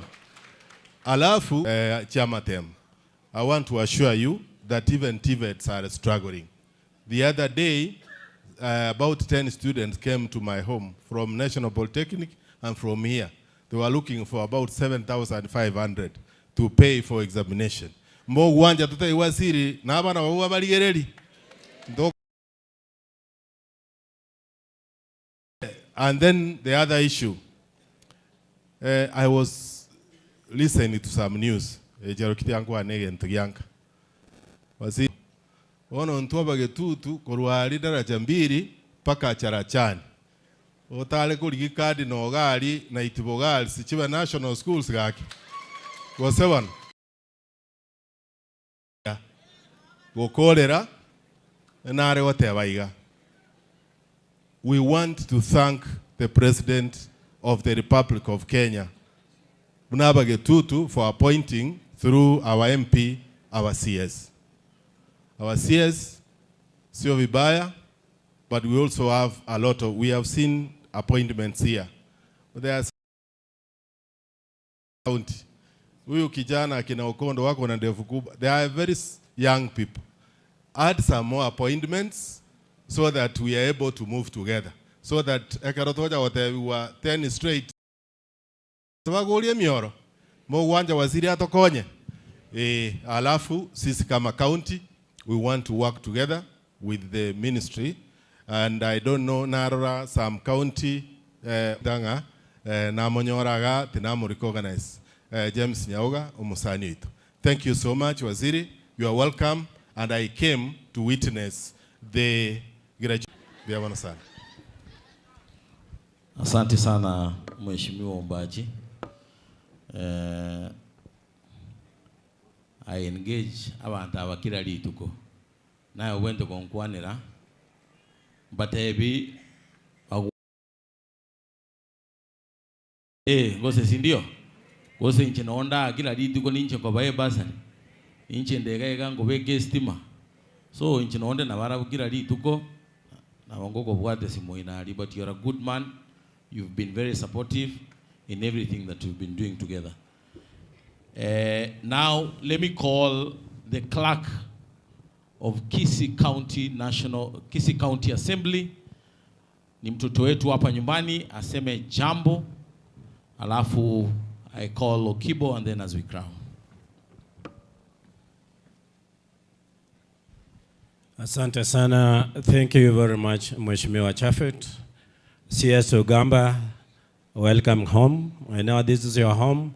My name is James Nyauga. I come from across the river. It was the tribal divide. Kwa hivyo asante sana the board. The board has done a good work. And actually I didn't even know that Patrick is the chair. Patrick was a long-serving director of education. Those days we had provinces. And we used to interact. Your board has done a wonderful effort. I am very grateful because of the support you've given this institution. Tafadhali endelea. Thank you very much. Thank you, Bwana Clerk Nyauga. Clerk, I know you've passed through a lot of issues, but we continue praying for you, and we will continue supporting you in your endeavors of life. Clerk, no matter no mwalimu okabeire. So he's a teacher and he understands all these things. I recognize Dr. Magutu there. You've given us and the support that you've given Waziri and the support that you continue giving him. Karibu hapa nyumbani. Thank you, Mheshimiwa. In my career as an academician for close to 21 years now, I listened to the play that indeed this country, Kenya, really needs technical people who understands what to do and not just the theoretical bit. And with that, I'd want to say a simple thing, that Riragia, among other technical institutions, it is your time now. The creativity, the innovation, the starting of different cottage industries in this country that are going to transform Africa to a first world country are on your hands. So the TVET and this kind of technical institutions, you have a chance to showcase how you're going to transform the Kenya and the world at large. I wish you all the best, and to the graduates, congratulations. Thank you so much. Thank you, Dr. Okibongosi Mwaiguru. Unaokuwa Tongo. Terigocha Buya is Dr. Okibo, a very close friend. Now I want to call the representative of the county commissioner, the DCC of this area, ndugu yangu Chege, aje atuambie moja ama mawili ile serikali imepanga ama ile inataka kupanga.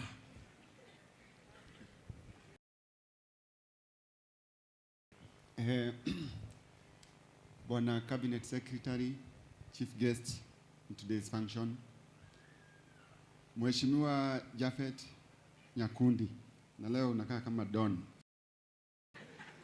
I'm happy for you. Na all the established protocol, na wageni wengine wote, graduates wote, na wazazi, hamjamboni. Hamjamboni. Salute. Thank you. We also have the other security officers spread. Thank you, thank you. And the second word is to you graduates. Waswahili wanasema, come you to the world. Na hii dunia ni sisi. Sisi ndio dunia. So mkimalizana hapa, mkuje muingie kwetu. Because you are going to become citizens. Environment, mutakuwa sasa mkuja huko kwetu. Na sisi ni wale walimu wakubwa. Na tutawafundisha vizuri. So with those few remarks, nataka kurudishia ndugu yangu Chege. Now I want to call the representative of the PS, Madam Warrior. I want to call Madam Ruth to come and give a word on behalf of our PS. Madam Warrior.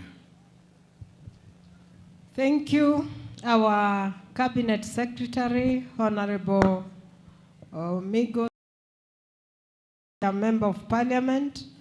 I request that I speak from here because you can all see when I speak from here.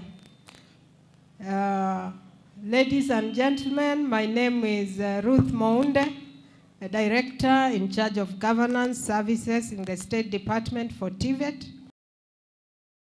On behalf of the Principal Secretary, Dr. Esther Dahara Moria, and first of all, I request that you receive greetings from her. She was not able to be with us, therefore, I was requested to represent her.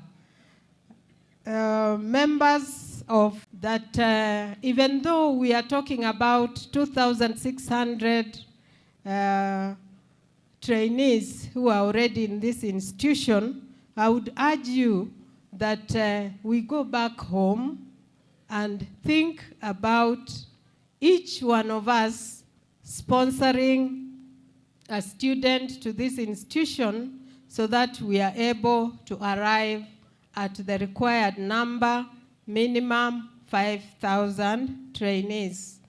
And I just want to ride on what the others have spoken, as I confirm the adage in Kiswahili that afichaye uchi hafanyi nini? Ukificha uchi huwezi kupata mwana.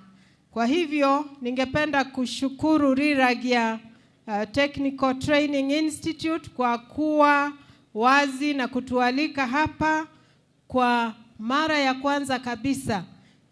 Vyuo vingi ambavyo vilianzishwa pamoja na Riragia havijaweza kufanya jambo ambalo Riragia wamefanya leo. Ni kweli si kweli? Ni kweli. Kwa hivyo congratulations to you, makofi kwao.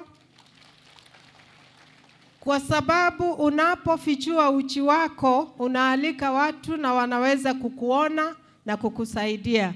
The reason we have the Cabinet Secretary here with us, the area member of Parliament, and all the dignitaries that we've seen today, and because of opening their doors, they have for sure been given so many things and others that are not said. So thank you so much for not hiding your nakedness. You've come the way you are, and that is what God expects us to do, that we come to him the way we are. Then second is to also add another Kiswahili adage that says, jungu kuu halikosi nini? Jungu kuu halikosi ukoko. Tuna jungu letu kuu hapa ambalo halitakosa ukoko, kwa sababu jungu liko hapa ili tuweze kufaidika kutokana na yale ambayo tumeletewa. Kwa hivyo tuna bahati kuweza kumpata cabinet secretary kujiunga nasi kwa siku ya leo. Nikimalizia ningesema kwamba ukibebwa usifanye nini? Ukibebwa usilevyelevye miguu. Ukibeba usifanya nini? Usilevyelevye miguu. Tafadhali bebeka. Tumeweza kubebwa na Wizara ya Elimu. Sisi kama wana Riragia. I've been listening to the goodies that are in this institution, and I'm aware on most of them. For example, we have been carried very well by the ministry by providing the trainers that are adequate. I've never heard of any TVET institution that acknowledges that they are adequate trainers. We are always saying we are in lack of trainers, but here we have adequate. We also have computers. We have a board of governors that is doing very well.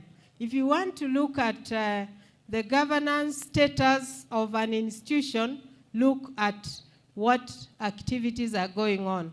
And from what we've seen, Mr. Nyagosia, this is very good.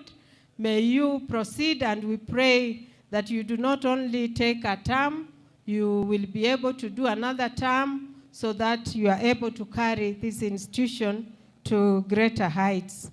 Then you also have a very efficient principal, the CEO of the institution, who understands governance very well.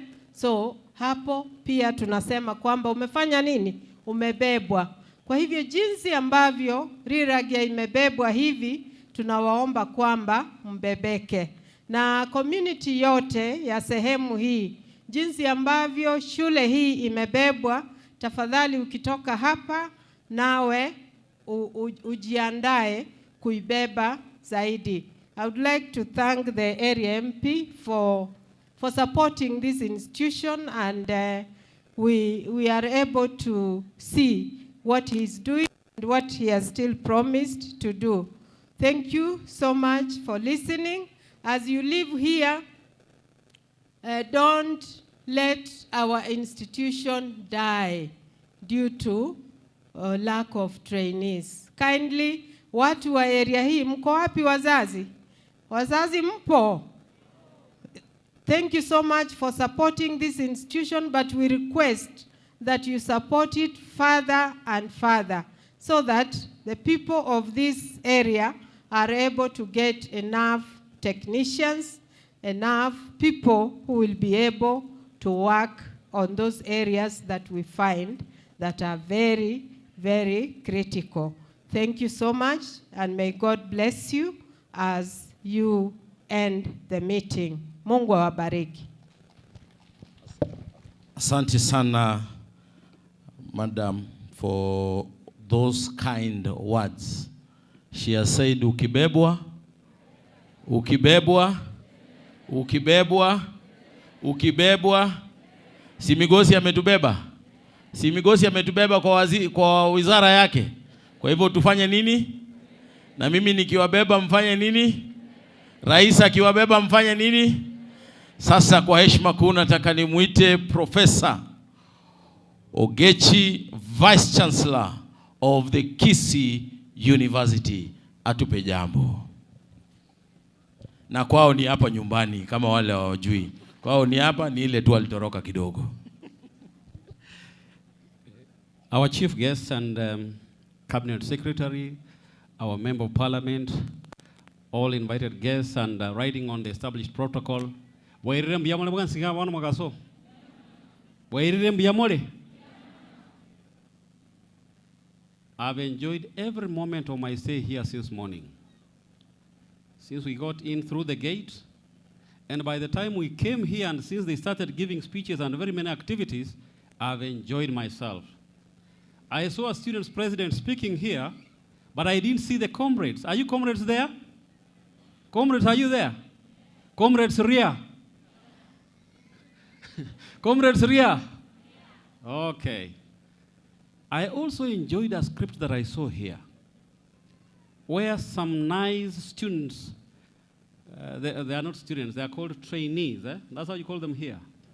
The trainees made their very nice presentation here, and they talked about how it's important to have hands-on skills. But I'm also happy that one of us has told us that it's not enough to just stop there. At least Jared indicated it. Jared Ongwae works at Kisii University. In the TVET sector, there is what they called the Kenya, not just the TVET sector, it's within the ministry, the Kenya National Qualifications Authority. The first chairperson was Professor Kere. Professor Kere started like yourselves. Are you hearing? Professor Kere started like yourselves, and he grew all the way until he became a professor at Moi University and at University of Eldoret.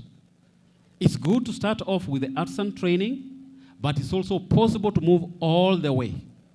So I encourage you, those of you who are here, those ones who are doing the arts program, the certificate program, the diploma, even as you do your business, hoping kwamba kama alivyosema waziri tulipokuwa pale chini, kwamba msifundishe tu, bali vile vile mpewe mafunzo, zaidi ya mafunzo ya ufundi, mpewe mambo yanayohusiana na ujasiriamali.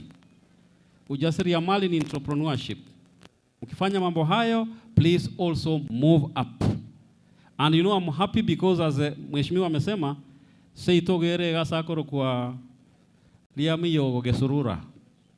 Liamiyo gesurura ngayere kole nganaga. Abu no tata ibolretwe nche gondo mwana bu ogechi no ibondengi ondeng no yomiyogo. So no ba ruetega bakamana gutira kwa nyali bali. I'm happy ngaba getutu aiga sokoro ya na renge.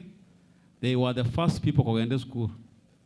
You got to mean abande mbaji the school, but they were the first people to go to school. First graduate, George Lawrence Agini, he got with. The first PhD kusiyengima, mheshimiwa kama hukujua, and at 29 years of age, was one Zachary Theodore Onyonka, Oruga. So keep it up, keep it up. But I'm very happy. At least I'm glad that the representative of the PS has mentioned what I liked. And that's why I said since morning I've enjoyed myself. It takes good leadership to have a nice institution like this. So the political leadership for here, congratulations. It's not just enough to say that, well, there will be a primary school, there will be a technical training institution. The good leadership, the political leadership, congratulations. But very important also is the college management, the institute management. I know they were shown here, including this man. We went to school together, if you didn't know. He was at Moi as much as he was my mono behind there. He was well trained, and he has taken care of the institution very well after inheriting it from Ovowe and others. And the trainers, please, congratulations. But the parents, very important, you provided the land. But you are, Mheshimiwa, there is also what is very important. You can have a very good management, but you can also have a terrible governance aspect. The board, just in 6 years, and we have a wonderful structure down there. We have a very wonderful workshops. We are now talking about a first graduation to Wapigie Makofi, the board. They have done a very good job, Nyagosia and your other people. Please keep it up. As somebody said, there is a possibility that from here, we are moving up.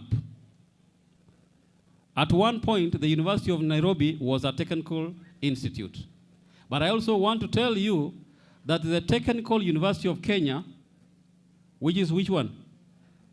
Used to be Kenya Polytechnic. The Technical University of Mombasa used to be what? Mombasa Polytechnic. We have one university right now within the entire Kisii region. It's comprehensive and does other things here and there.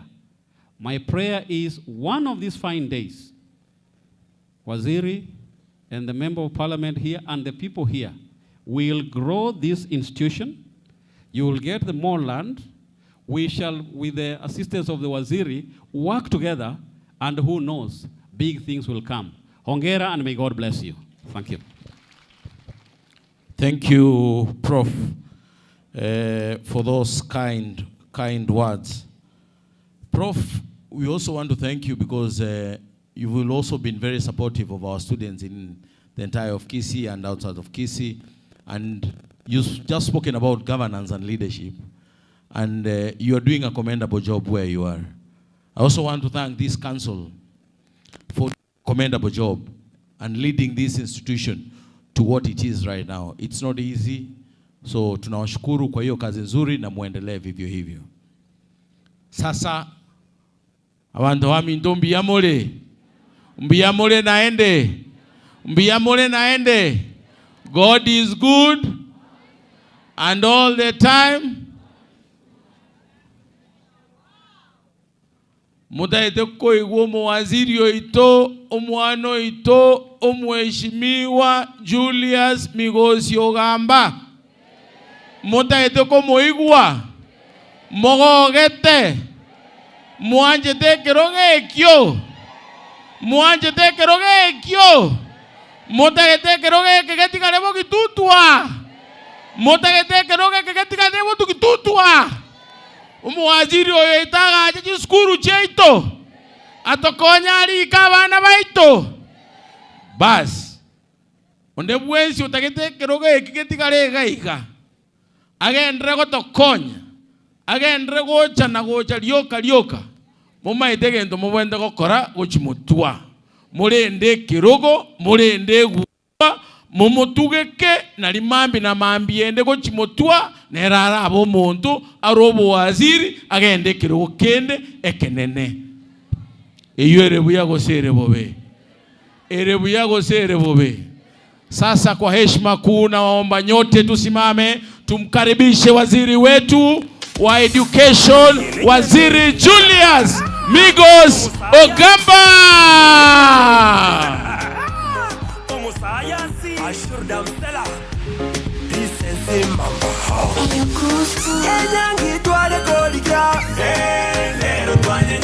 Makofi ya juu kila mtu, makofi ya juu.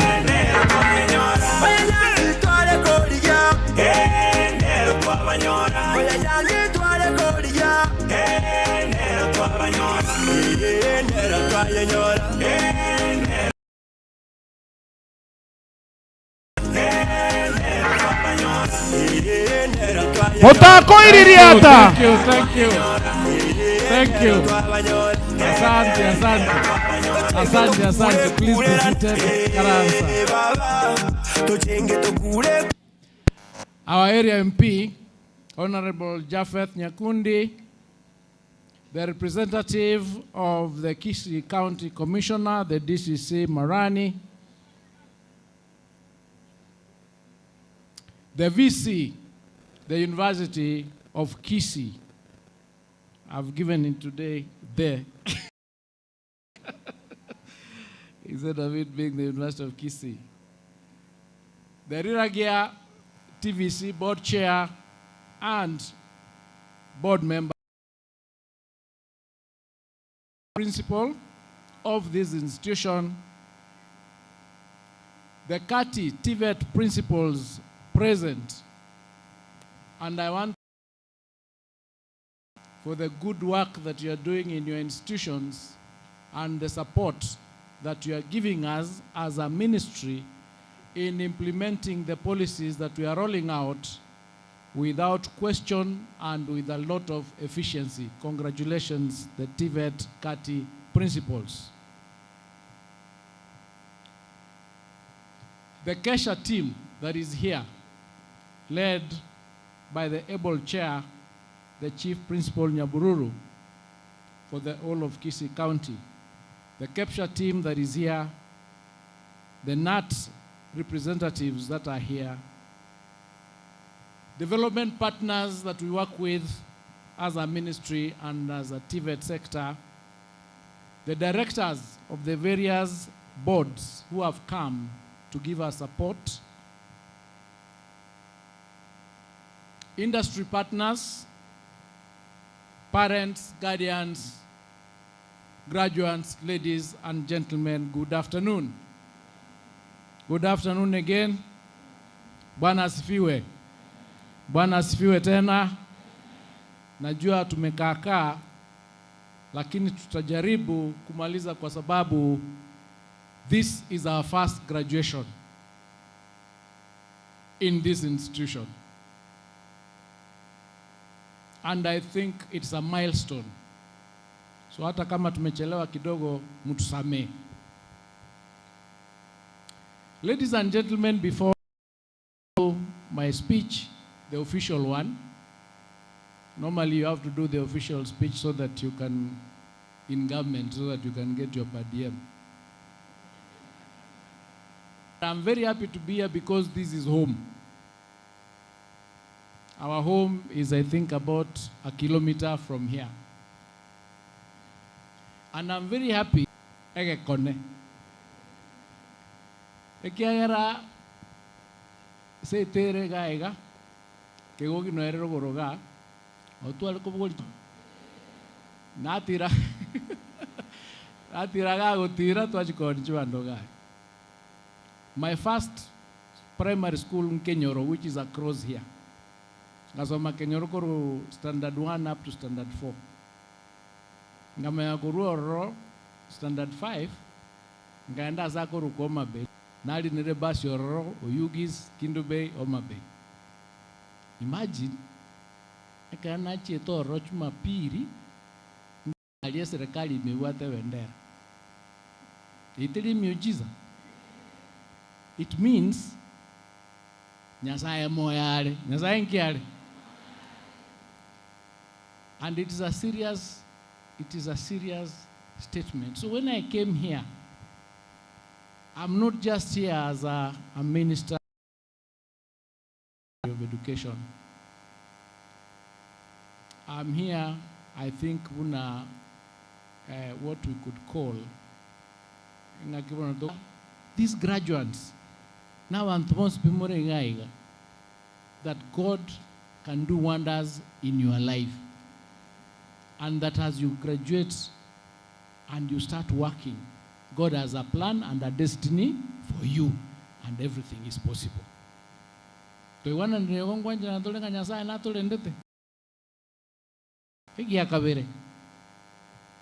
It is because of education, as in Jamasomo, that we are all able to be here, including all these dignitaries you are seeing in front here. So we must take our education very, very seriously. And because of that, and because the whole education sector is here, I am going to request that the county education board chair, the KESHA team that is here, the KEPSHA team that is here, the KATI team that is here. KEPSHA is primary school. KESHA is secondary school. KATI is TVET. The county board chair is the whole county education. The VC, Kisii University, is here. And there are another good number of professors here, Dr. Kibo Jekwat, Kereri, and Edna. Edna is in Kabianga. Dr. Kereri is in Eldoret. I want us to hold an education stakeholder conference in August in Kisii, so that we can look at all the areas that affect our education sector, from performance to infrastructure to human resource, and come out with a strategic plan that will run from 2025 to 2032. Can you take the lead, Chair? Please. That's one thing I wanted to say before I start reading that official speech that I told you about. The president of this institution, who stood here and read his speech, and he had an aide de camp. That guy is very serious. Alikuwa hapa na alikuwa na askari yake nyuma. And he has a government. Na amefanya kazi mzuri, because discipline can only come when you work with the student leadership, the management, and the governance of the school, so that there is peace. You know, education does not, please sit down. Education does not require noise. Solve a problem. The hostels that he requested, as a sector, the TVET sector, we've entered into a memorandum of understanding with the Ministry of Housing to assist us in our institutions in TVET sector to build hostels. And through that agreement, with the support of our MP, we've been able to be allocated 340 bed capacity hostel here that has already been advertised. The evaluations is ongoing as we speak. So we should be having that 340 hostel capacity here, and we will continue to expand that capacity. We said, since housing as a fund and the Ministry of Education is in need of hostels, can we come together to hostels? And it is happening not just in this TVET, but in many other TVETs. And we thank the government and we thank His Excellency the President for spearheading that arrangement and seeing the need and giving us proper guidance on how we are supposed to do this. On the administration block, the new tuition block that is required, you are able, principal had already presented to the ministry the plans and the bills of quantities that are required to build that tuition block. I'm here to announce that in the new financial year, coming after July, we will allocate a minimum of 10 million Kenya shillings to start the construction of that tuition. On the bus, we've discussed, I think we've agreed with the MP that is going to work in the new financial year to have that bus presented to you, because you need it in order for us to move from one place to another. And then in July this year, your principal had also requested for computers, and we've supplied a few, but in July you'll get another batch of 100 computers. Now, on the computers, they are not just for the institution. The computers are for the community. Anybody in the community can come and learn how to use that computer and log onto the job platform. We got $1 in dollars, and it is a real thing. It is not a story. People are making money. The trainers that you saw standing here in the evening when they are finished teaching, they normally go to those platforms and work. They're earning from them. So there is money there that can be made, and I encourage the community around, the youth, the Gen Z who are here, to utilize that opportunity and ensure that you are benefiting from it. That tuition block will have laboratories and other equipment. On the equipment that are required, we have also, as a ministry, done a paper where we have requested that all the obsolete equipment in each and every ministry be allocated to the Ministry of Education, Department of TVET, so that we can distribute them across the country for training. And that is going to happen. So we are putting in strategies to ensure that where we have a gap, it is resolved. Director Purity from Bomas requested us about the lack of a TVET in Bonjari, JP. Now, it, guys. The government policy is to have a TVET in each constituency. The government has so far done TVET in 252 constituencies. There are 16 constituencies that are going to be done this financial year, and the balance will be done in the next financial year. So we'll need to check to see whether Bonchari is among those ones, and we'll ensure that it is done. We need more TVETs. We need more TVETs for sure, because we want to raise the numbers of our students from the current 700. And by the way, there were 375,000 in December. We only had 375,000 students in TVET in December. But we made a decision that we want to raise that number to 2 million this year. And as at May, this year, we had 700,000. So it is possible to have those numbers. So ladies and gentlemen, allow me to read my speech. And if there are any other questions, I'll be able to answer them. And to generally say that we are determined to ensure that our TVETs, our universities, our schools, both comprehensive and secondary and senior school, have the facilities they require for our students to get the very best education that they can. We are doing everything possible. We are putting in place proper policies.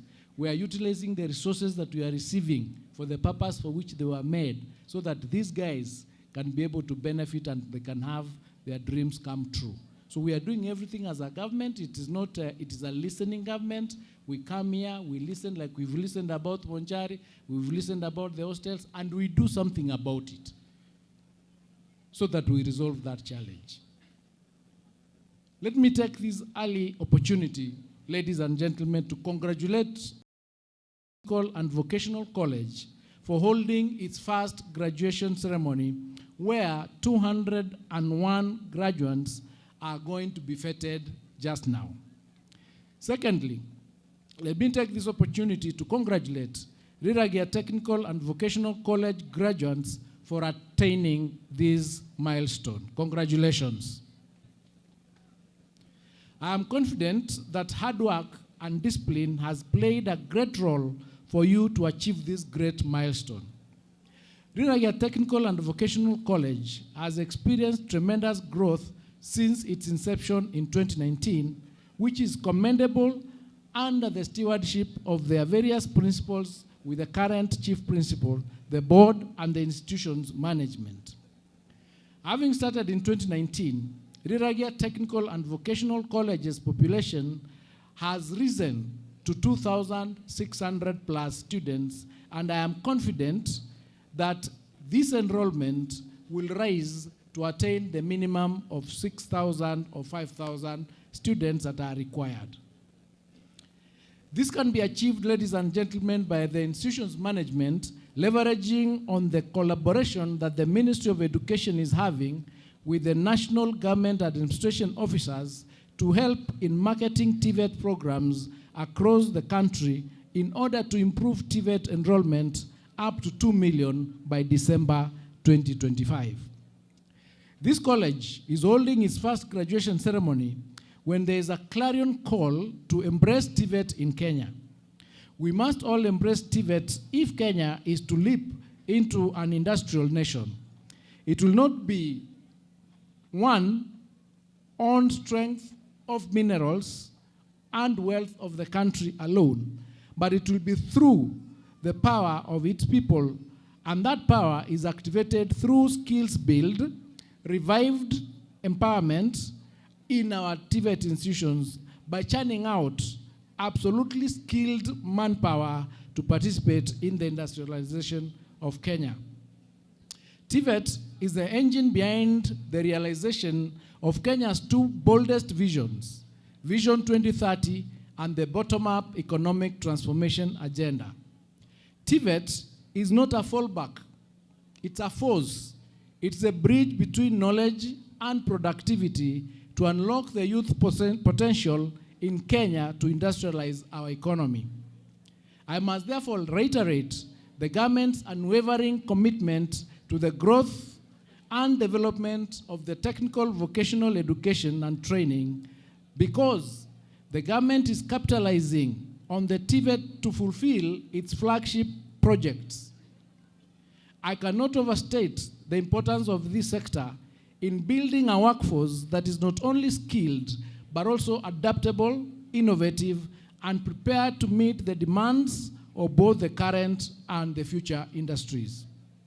Over the past years, the government has made significant strides in reforming the sector to ensure that it is aligned with global trends, industry standards, and needs of our growing workforce.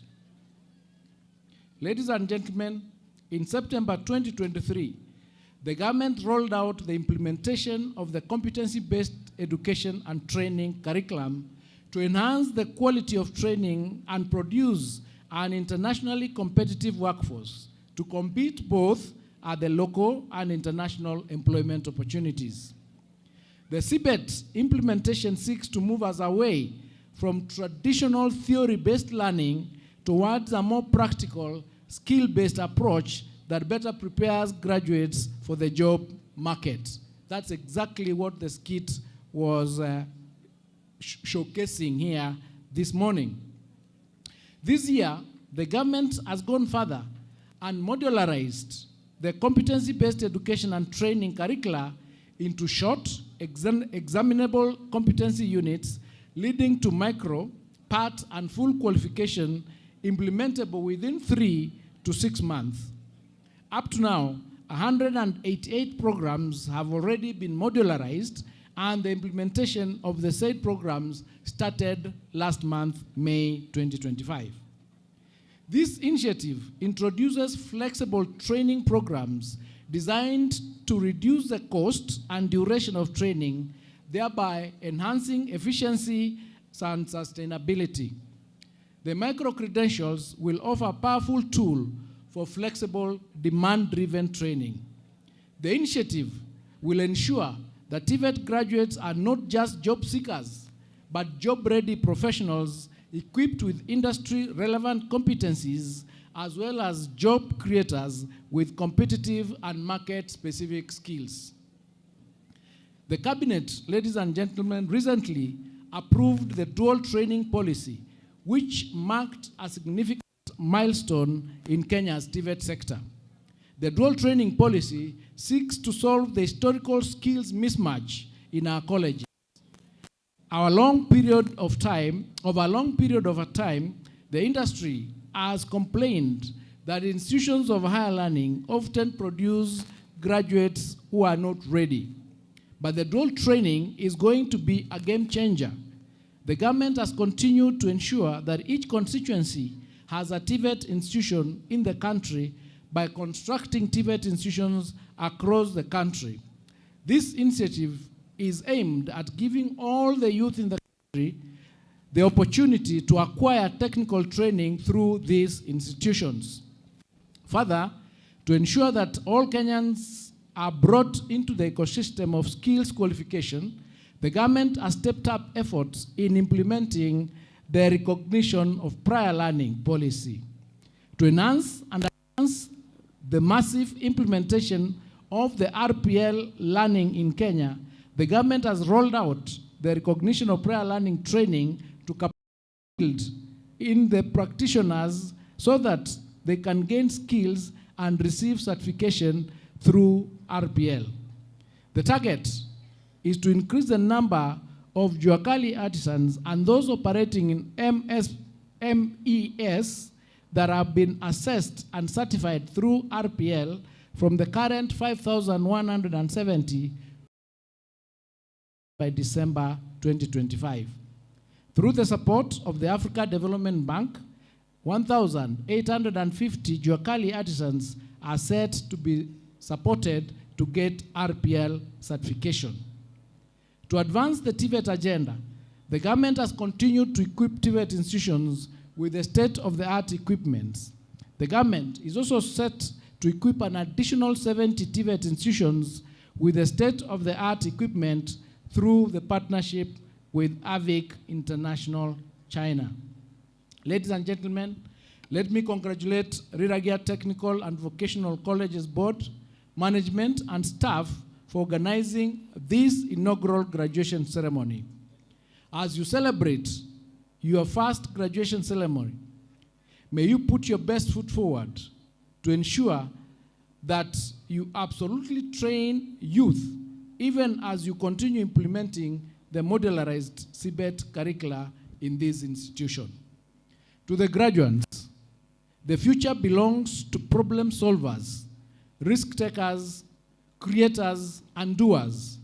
Go forth and build. Go forth and innovate. Kenya is yours to transform. A word of advice at this point, and as you leave, please form an alumni association and join it. Please apply for the government resources that are available for those who want to start their own businesses. Check out the Nyota program that is ready to give you resources to start your programs. And let me tell the public here today that research has shown that 85% of graduates from TVET institutions get either employed or they become employers themselves. So it is something that is worth investing in. Congratulations, Riragia Technical and Vocational College, for holding your inaugural graduation ceremony, and congratulations, graduates, and may all your dreams come true. Thank you and God bless you.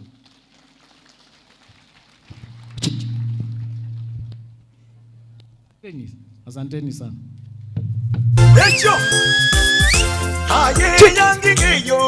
Yakire Pinto yangire ngiya umuro tata yagundiyo bintu buyuri umunyaro kodiga thank you marigeshika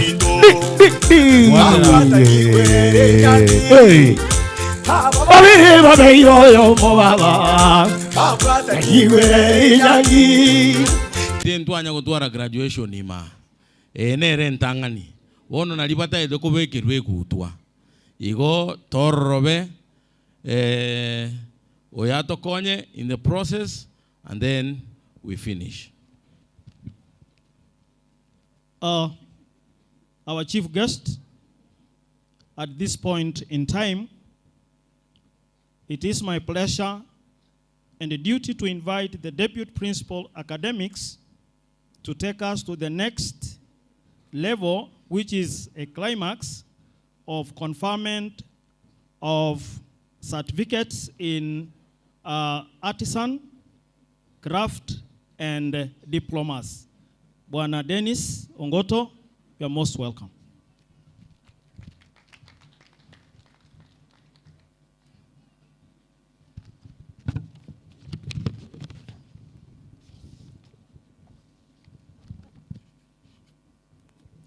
Guest of honor, sir.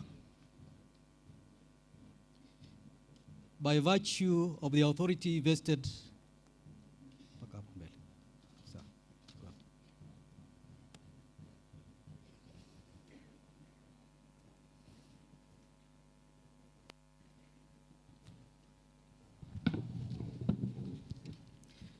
Guest of honor, sir, by virtue of the authority vested upon me as the Deputy Principal Academics, by the Board of Governors, and that of the Academic Board, it is my humble duty to invite the various heads of departments to present the National Trade Test and Artisan graduates in the following order: Agriculture and Environmental Studies, Building and Civil Engineering, Electrical and Electronics Engineering, Hospitality and Institutional Management, and then finally, Mechanical and Automotive Engineering.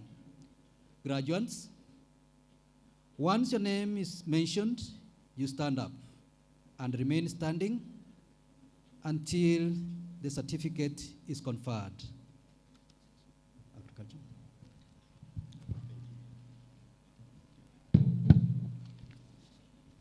Guest of honor, sir. In the academic years 2019 to 2024, the following one graduate from the Department of Agriculture and Environmental Studies satisfied the examiners for the award of Artisan Certificate in General Agriculture. Graded, Lapur Michael Ekato.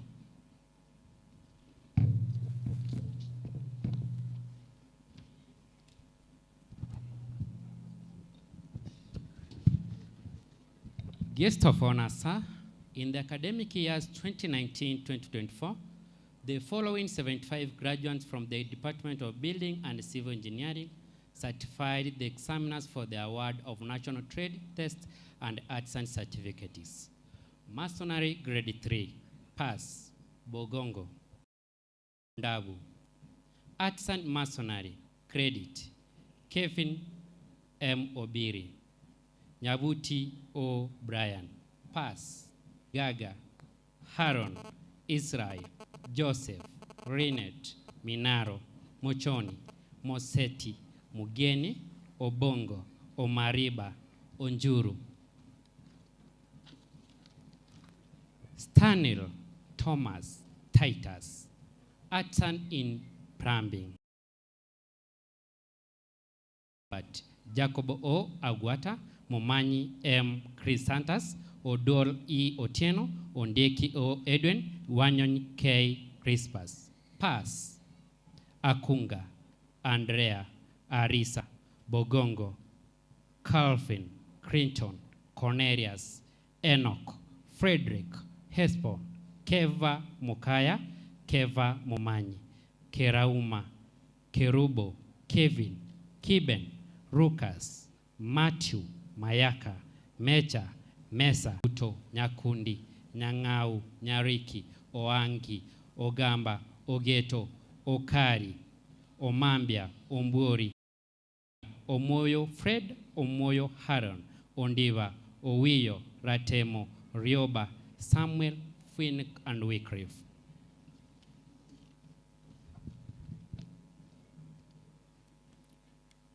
Guest of honor, sir, in the academic years 2019 to 2024, the following electrical and electronics engineering certified examiners for the award of National Trade Test and Artisan Certificate. Electrical wireman grade 3, pass, Makana Brian Beche, Vincent Momani. Artisan in electrical installation, credit, Juma, Mayaka, Nyambwari, Nyatemu, Odeny, Onyango, Orori. Pass, Albert, Alex, Bundi, Chrysantas, Douglas, Julius, Makori, Mokaya, Munari Osea, Munari Undieki, Munyoncho, Nyanchongi, Nyangau, Nyatemu, Obwanga, Otiso, Philip, Simon, Zakaria.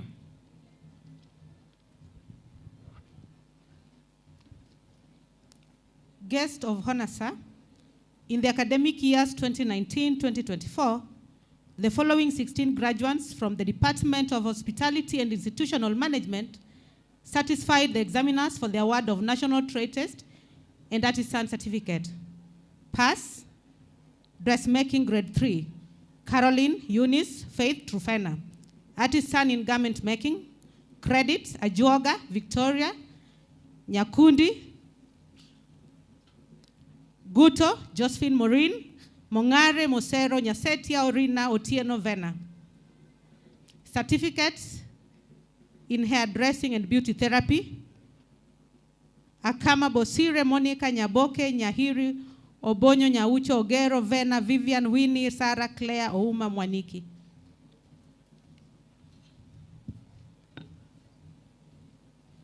Guest of honor, sir, in the academic years 2019 to 2024, the following 21 graduates from the Department of Mechanical and Automotive Engineering satisfied the examiners for the award of Artisan Certificate. Artisan in Welding and Fabrication. Credit, Wycliffe Matara Bogonko. Pass, Maroro Nyangau Ongwai. Artisan in Motor Vehicle Mechanics.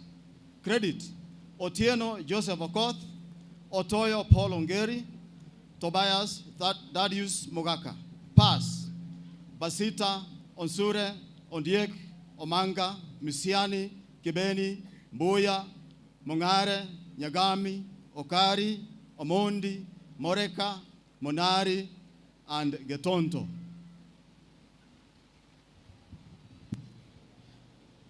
Guest of honor, sir, I humbly request you to confer the certificates to the graduates.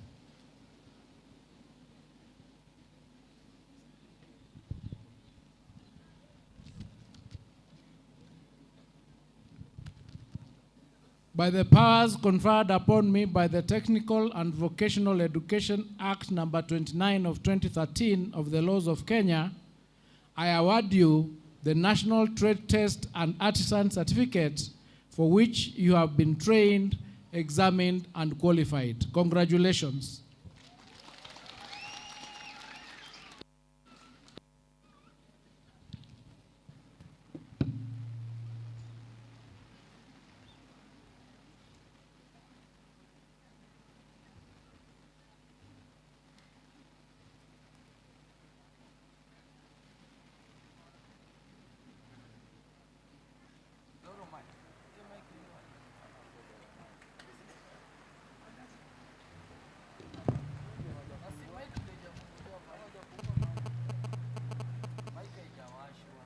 Guest of honor, sir, by virtue of the authority vested upon me as the Deputy Principal Academics by the Board of Governors and that of the Academic Board, it is my humble duty to invite the various heads of departments to present craft graduates in the following order: Agriculture and Environmental Studies, Building and Civil Engineering, Information Communication Technology, Electrical and Electronics Engineering, Hospitality and Institutional Management, Liberal Studies, Mechanical and Automotive Engineering.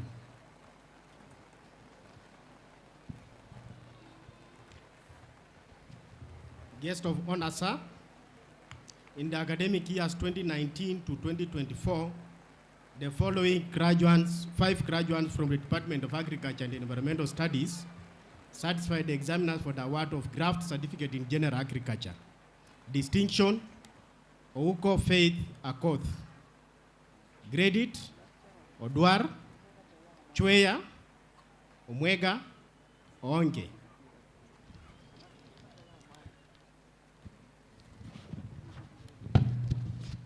Guest of honor, sir, in the academic years 2019-2024, the following 7 graduates from the Department of Building and Civil Engineering certified the examiner for the award of Craft Certificates. Craft Certificate: Cyrus, Kenneth, Nyakundi, Ondieki, Ongaga. Craft in Building Technology. Credit: Brian, Orina.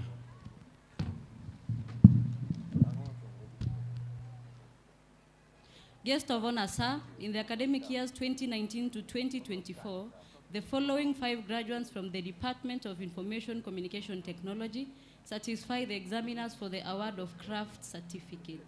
Craft Certificate in Information Communication Technology. Distinction, Award Christine. Credit, Njoga, Pauline, Okemwa, Nyamuea.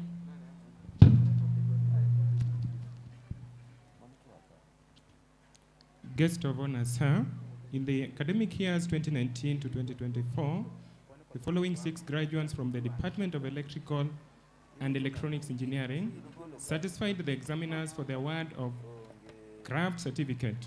Craft Certificate in Electrical Engineering, Power Option. Credit: Eric, Kimose, Mongare, Nyangeri. Pass: Nyakundi, Richard.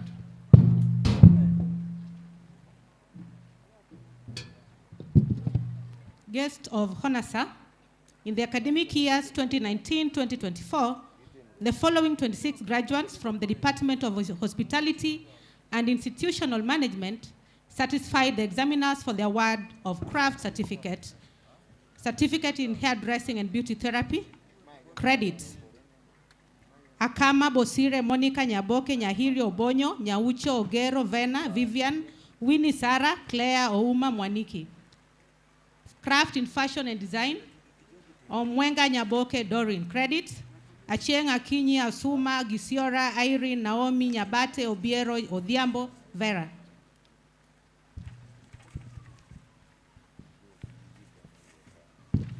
Guest of honor, sir, in the academic years 2019 to 2024, The following 4 graduates from the Department of Liberal Studies satisfied the examiners for the award of craft certificate. Craft certificate in social work and community development, credits, Akinyi, Divina, Ochieng, Matara.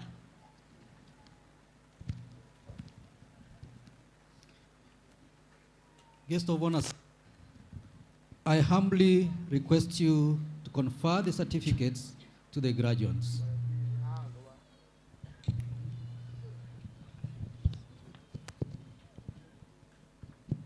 By the powers conferred upon me by the Technical and Vocational Education Act number 29 of 2013 of the laws of Kenya, I award you the craft certificates for which you have been trained, examined, and qualified. Congratulations.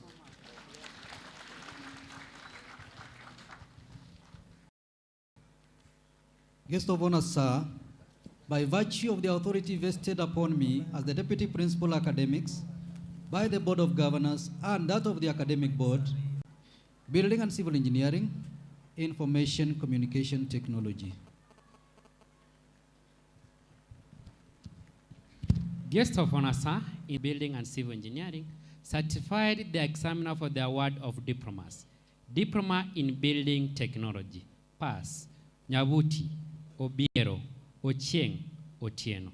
Diploma in Water Technology, Water Supply Option, credit, Jeboy Kigen Chasters. Guest of honor, sir, in the academic years 2019 to 2024, the following 2 graduates from the Department of Information Communication Technology satisfy the examiners for the award of diploma. Diploma in Information Communication Technology, credit, Ouma Davis.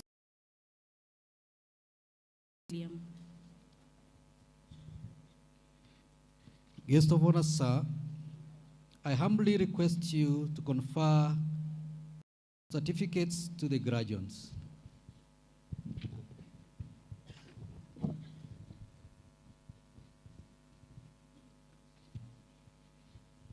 By the powers conferred upon me by the Technical and Vocational Education Act number 29 of 2013 of the laws of Kenya, I award you the diploma certificate examined and qualified. Congratulations.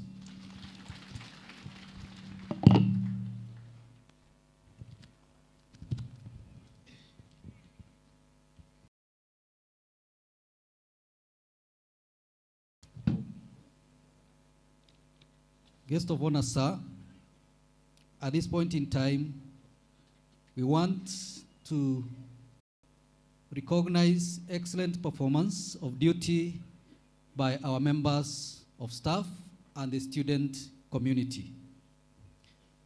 In the student community, we want to award a student in the leadership capacity who has demonstrated leadership in the student council. This student has demonstrated very good mobilization skills, stable in conflict resolution. He has been a good advocate on student matters, and he has been a good liaisons officer between the administration and the student body. This student is known by the name Collins Juma. Collins Juma. Invite the chair of the Board of Governors to hand over the certificate to the guests so that the guests can award our trainee. Collins Juma.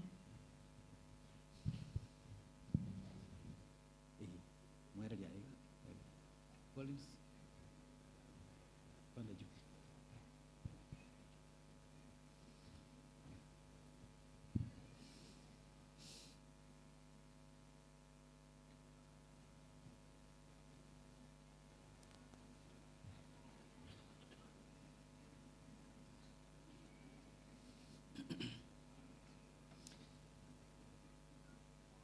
From our non-teaching staff, we want to recognize a member of staff who has demonstrated love for duty and availability whenever needed.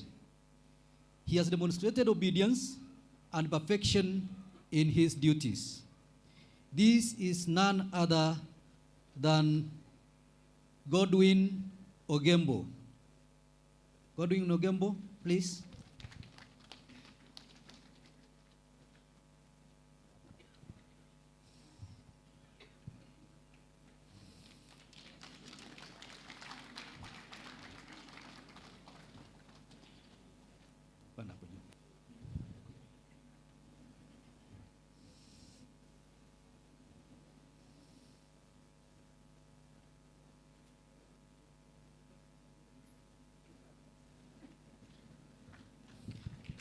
Thank you.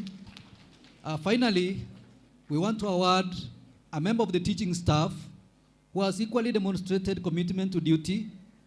And when we have talked about the increased enrollment, this has been the man behind our marketing schemes, and we realized these numbers that we are talking about. He's a trainer par excellence. He has never missed a lesson. He's able to perform his duty as a also to attend all his lessons. This is none other than Joseph Odhiambo Ramben.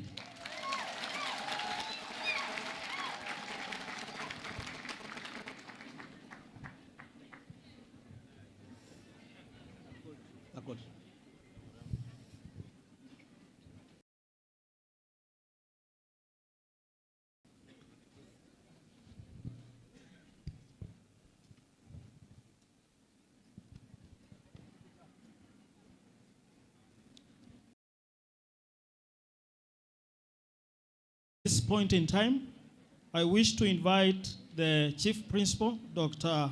Paul Makori, to take us to the next level of giving awards.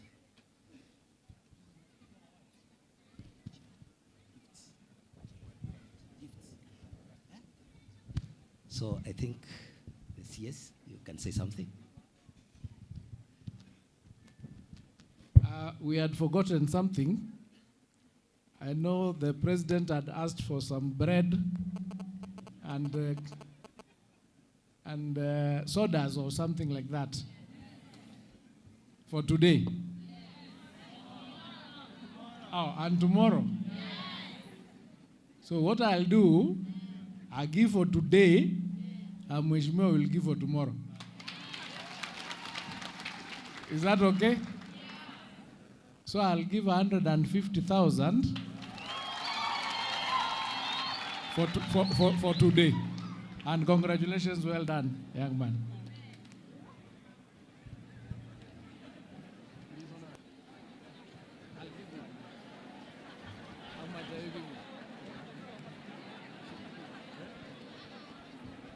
Ngose waziri orule echia hono. Echia nande? Okay. Iko wapi? Okay, because awana okay, this is 150,000 Kenya shillings. And the head teacher of Riragia Primary, where is he? This is 50,000 Kenya shillings for my young boys and girls there. Sindio, sasa wewe jipange wiki. Amaje Mr. President. Beba na hiyo tafuta security, ile security yako kwa wapi? Oh, yuko hapo sawa.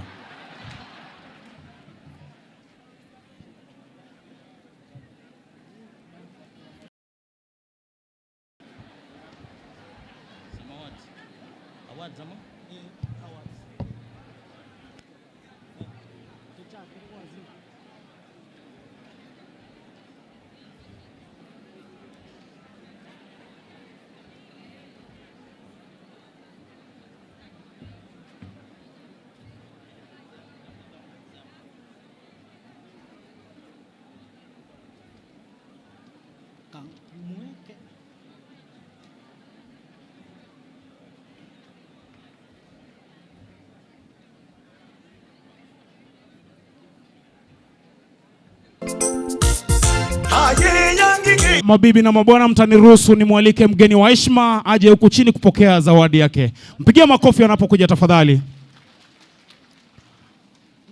Naarifiwa kutoka chuo hiki kwamba wameamua kumzawadi zawadi kubwa sana yenye umbo la simba, manake yeye ni simba ya eneo hili. Yeye ndiye anayenguruma katika jangwa lote la Kenya katika sekta ya elimu, na kwa hivi inamaanisha kwamba amepewa nguvu ya kuvishwa kofia iliyo na bendera ya Kenya, kumaanisha kwamba yeye ni kiongozi wa Kenya na zaidi ya Kenya. Mpigie waziri wetu makofi tena sana. Asante sana waziri. Na sasa board chair atamvalisha, kuna ile ya kuonyesha kwamba yeye kweli ni kiongozi shupavu. Atavalishwa waziri, kuna unafako. Yes. Hiyo itavalishwa kwa jacket, lakini sasa ipokee, manake watu wa media watadhani tumepeana hewa. Afadhali wajue tushakupatia zawadi fulani. Yes. Thank you very much. Waziri, tunajua kazi ambayo una kubwa sana na umekuwa ukizunguka Kenya mzima, saa zingine unaweza miss chakula ya nyumbani. Okay, sasa. Wacha kwanza umpewe ngao, ujue jinsi ya kujikinga ndio tukupatie chakula. Amepewa ngao kwamba lazima ajikinge na mambo mengi. Tunajua mawe ni mingi utarushwa. Ile rungu ulipewa ni ya kugonga mtu, hii ni ya kuzuia in case mambo ikuwe mbaya. Asante sana. Alafu unajua unakimbia sehemu nyanda za juu na za chini, kuna baridi. Kwa sasa anapatiwa kitambaa kizuri ambacho atakuwa akijifunika wakati kuna baridi. Waziri.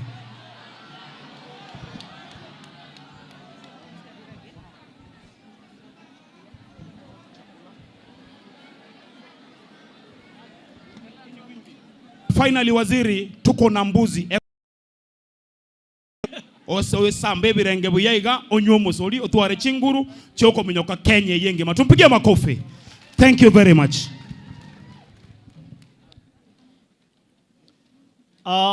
Tunamuomba mjumbe wetu wa eneo hili naye aje mbele hili naye pia tuweze kumsawadi. Ninaomba muwe wa haraka.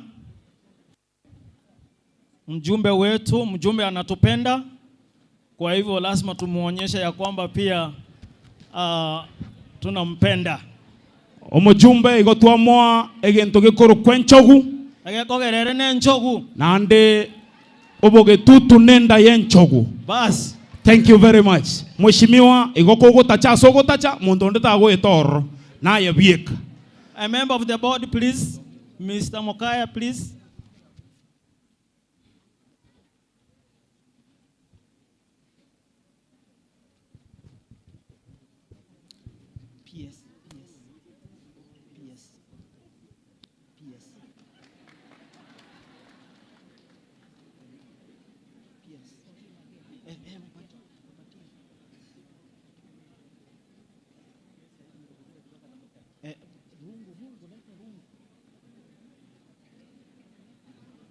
Kitambaa na rungu, mpange hizi vitu haraka.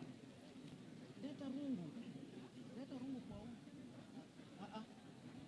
Hajaleta rungu amjampatia. Thank you.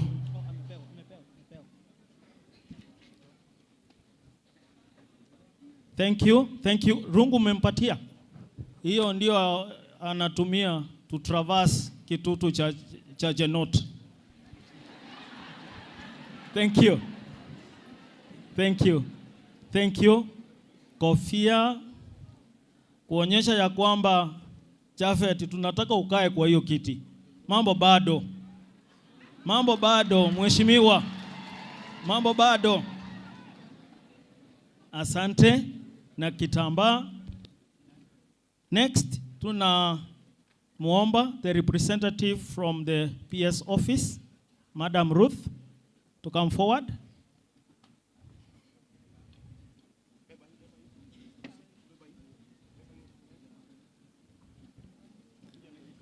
Thank you. A member of the board. A member of the board, please.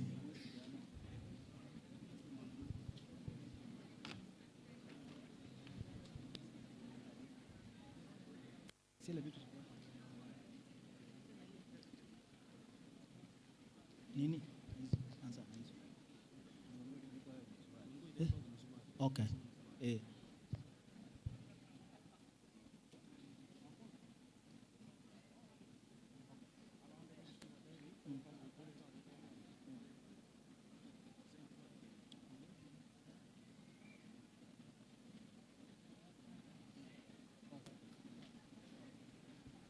Thank you.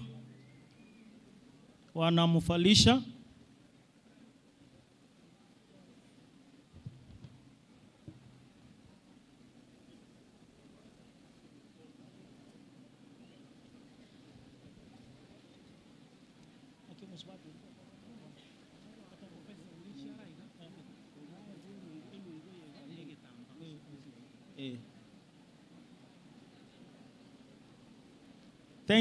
Thank you madam.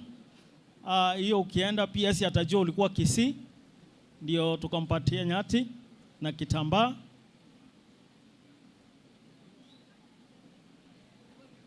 Thank you. Thank you. Lastly, we like to award the Vice Chancellor, Kisii University, Professor Gech.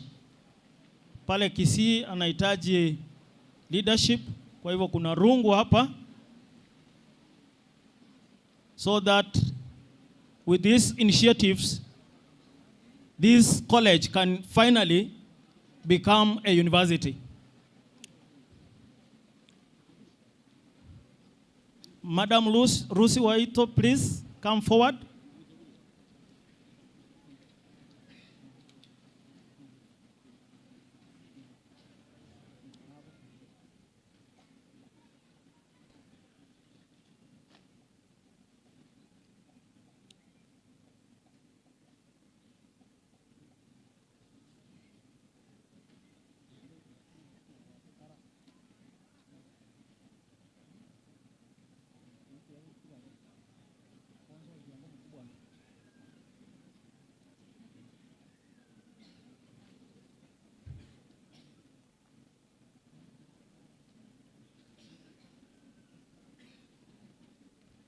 Thank you.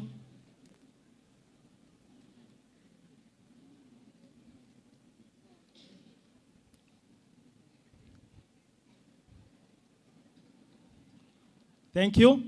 Because of time, I wish to invite at this point in time our chief guest, a member of the board.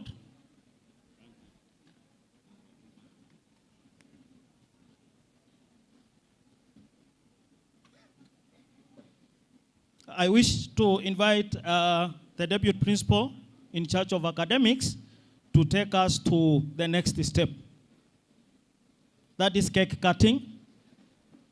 Madam, are you ready?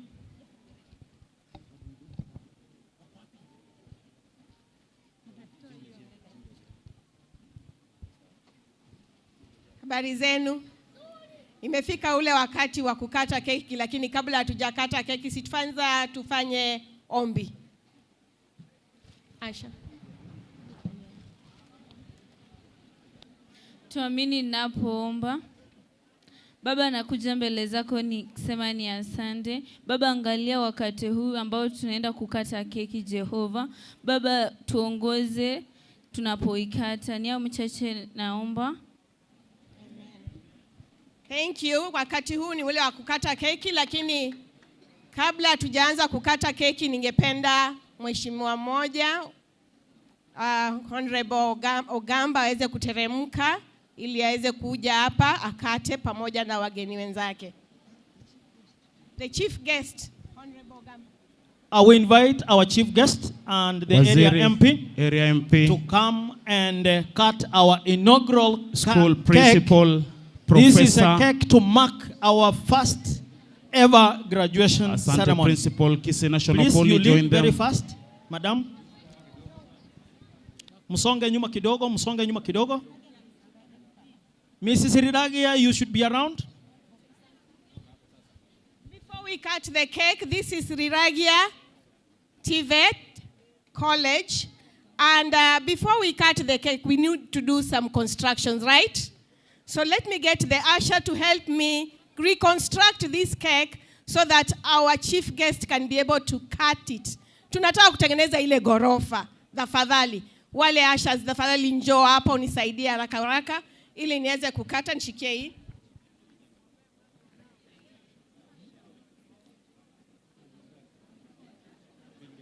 Tunajenga gorofa ya keki hapa, manake hichi ni chuo cha ufundi. And then we are inviting YCS tafadhali. YCS harakisheni.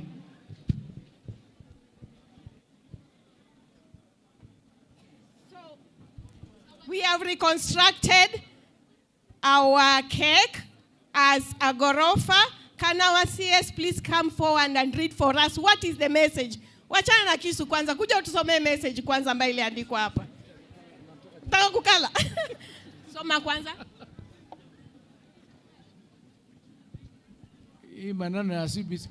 Riragia Technical and Vocational College, Skills for Development. Congratulations, class of 2025. Asanteni sana. So wakati huu ni ule wakati wako? Takata wapi nini? I want you to cut. But where is the cameras? Tutashikilia.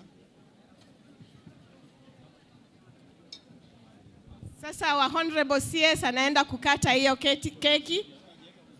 Hakuna muziki?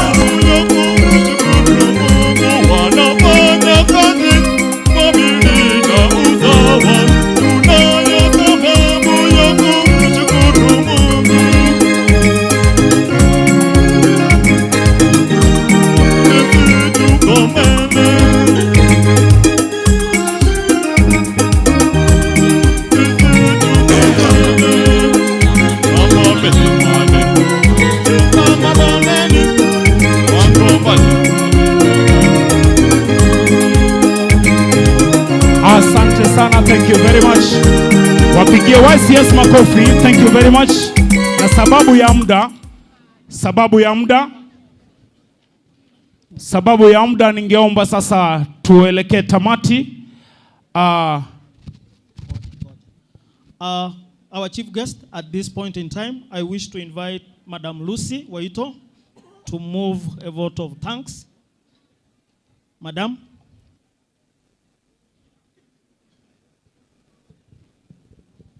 Madam is a member of our board.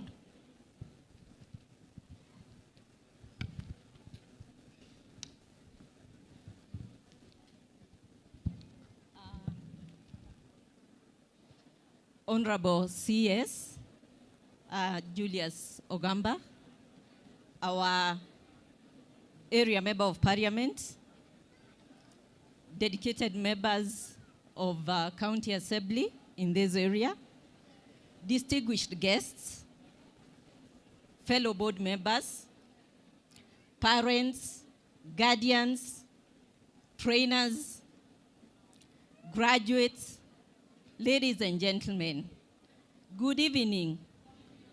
Good evening again. Semeni, wow. Wow. Look around and say, this is beautiful. Look at the person next to you and say, this is beautiful. Thank you. On behalf of the Board of Management of Riragia Vocational Training Center, I stand before you with deep gratitude to extend our most sincere vote of thanks. We are truly honored to have hosted such a gathering on this momentous occasion. Your presence, our Honorable CS, Mr. Ogamba, has not only elevated the stature of this graduation ceremony, but has also reaffirmed the government's commitment to strengthening vocational and technical training across the country. Thank you for your support, your inspiring words, and for gracing this humble institution. To our area MP, you have worked with us. We recognize and appreciate your continued partnership with us. Your support through policy, infrastructure, and bursaries for our trainers has created quite tangible impacts in the lives of our learners and the sustainability of our institution, Riragia. Our area MP, we don't take it for granted. We thank you very much. To our MCAs and the local administration, we want to appreciate you. Our learners have quite enjoyed a conducive environment. The parents here and guardians can attest. We have not had challenges as an institution. Our learners can walk in the evening and even at night, and we have not had any problem with security in this area, even being far from town. We want to appreciate you for the support that you've given this institution. Thank you very much.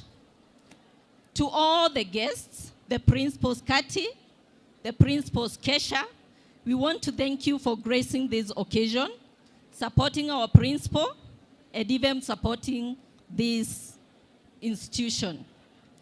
I would also want to appreciate the professor for making us beautiful by dressing our guests. Professor, we don't take it lightly. We want to appreciate you. Thank you very much. We also want to take this opportunity to thank the former principals of this institution, Ben Starr and Madam Lydia, for birthing the dream of this institution and making things happen. We are here because of you, and we want to say thank you. To all other dignitaries and education stakeholders, thank you for studying with our mission, supporting us to equip our youth with skills, and shaping this industry and transforming this community. To our trainers, management team, and the support staff, thank you, because it is through your hearts and hands that the institution has been able to reach where it is. To the graduates, your perseverance has paid off. As you move forward, we want to wish you the very best, that may you excel in your future. To the parents and guardians, thank you for trusting us with your children. We thank you because it is through you that this occasion has taken shape. As a board, we remain committed to ensuring that Riragia continues to grow, to impact, and to serve. May God bless you. May God bless us all. As a country, may God bless this nation. Thank you very much. Graduates, I want to ask you please to sit down. This is your occasion. At this point in time, I wish to invite the Chief Principal to officially dissolve this congregation.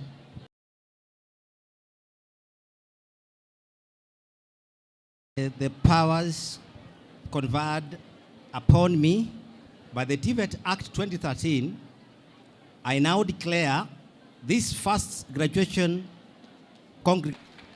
Thank you. Let us stand for the national anthem and the East African anthem. The band.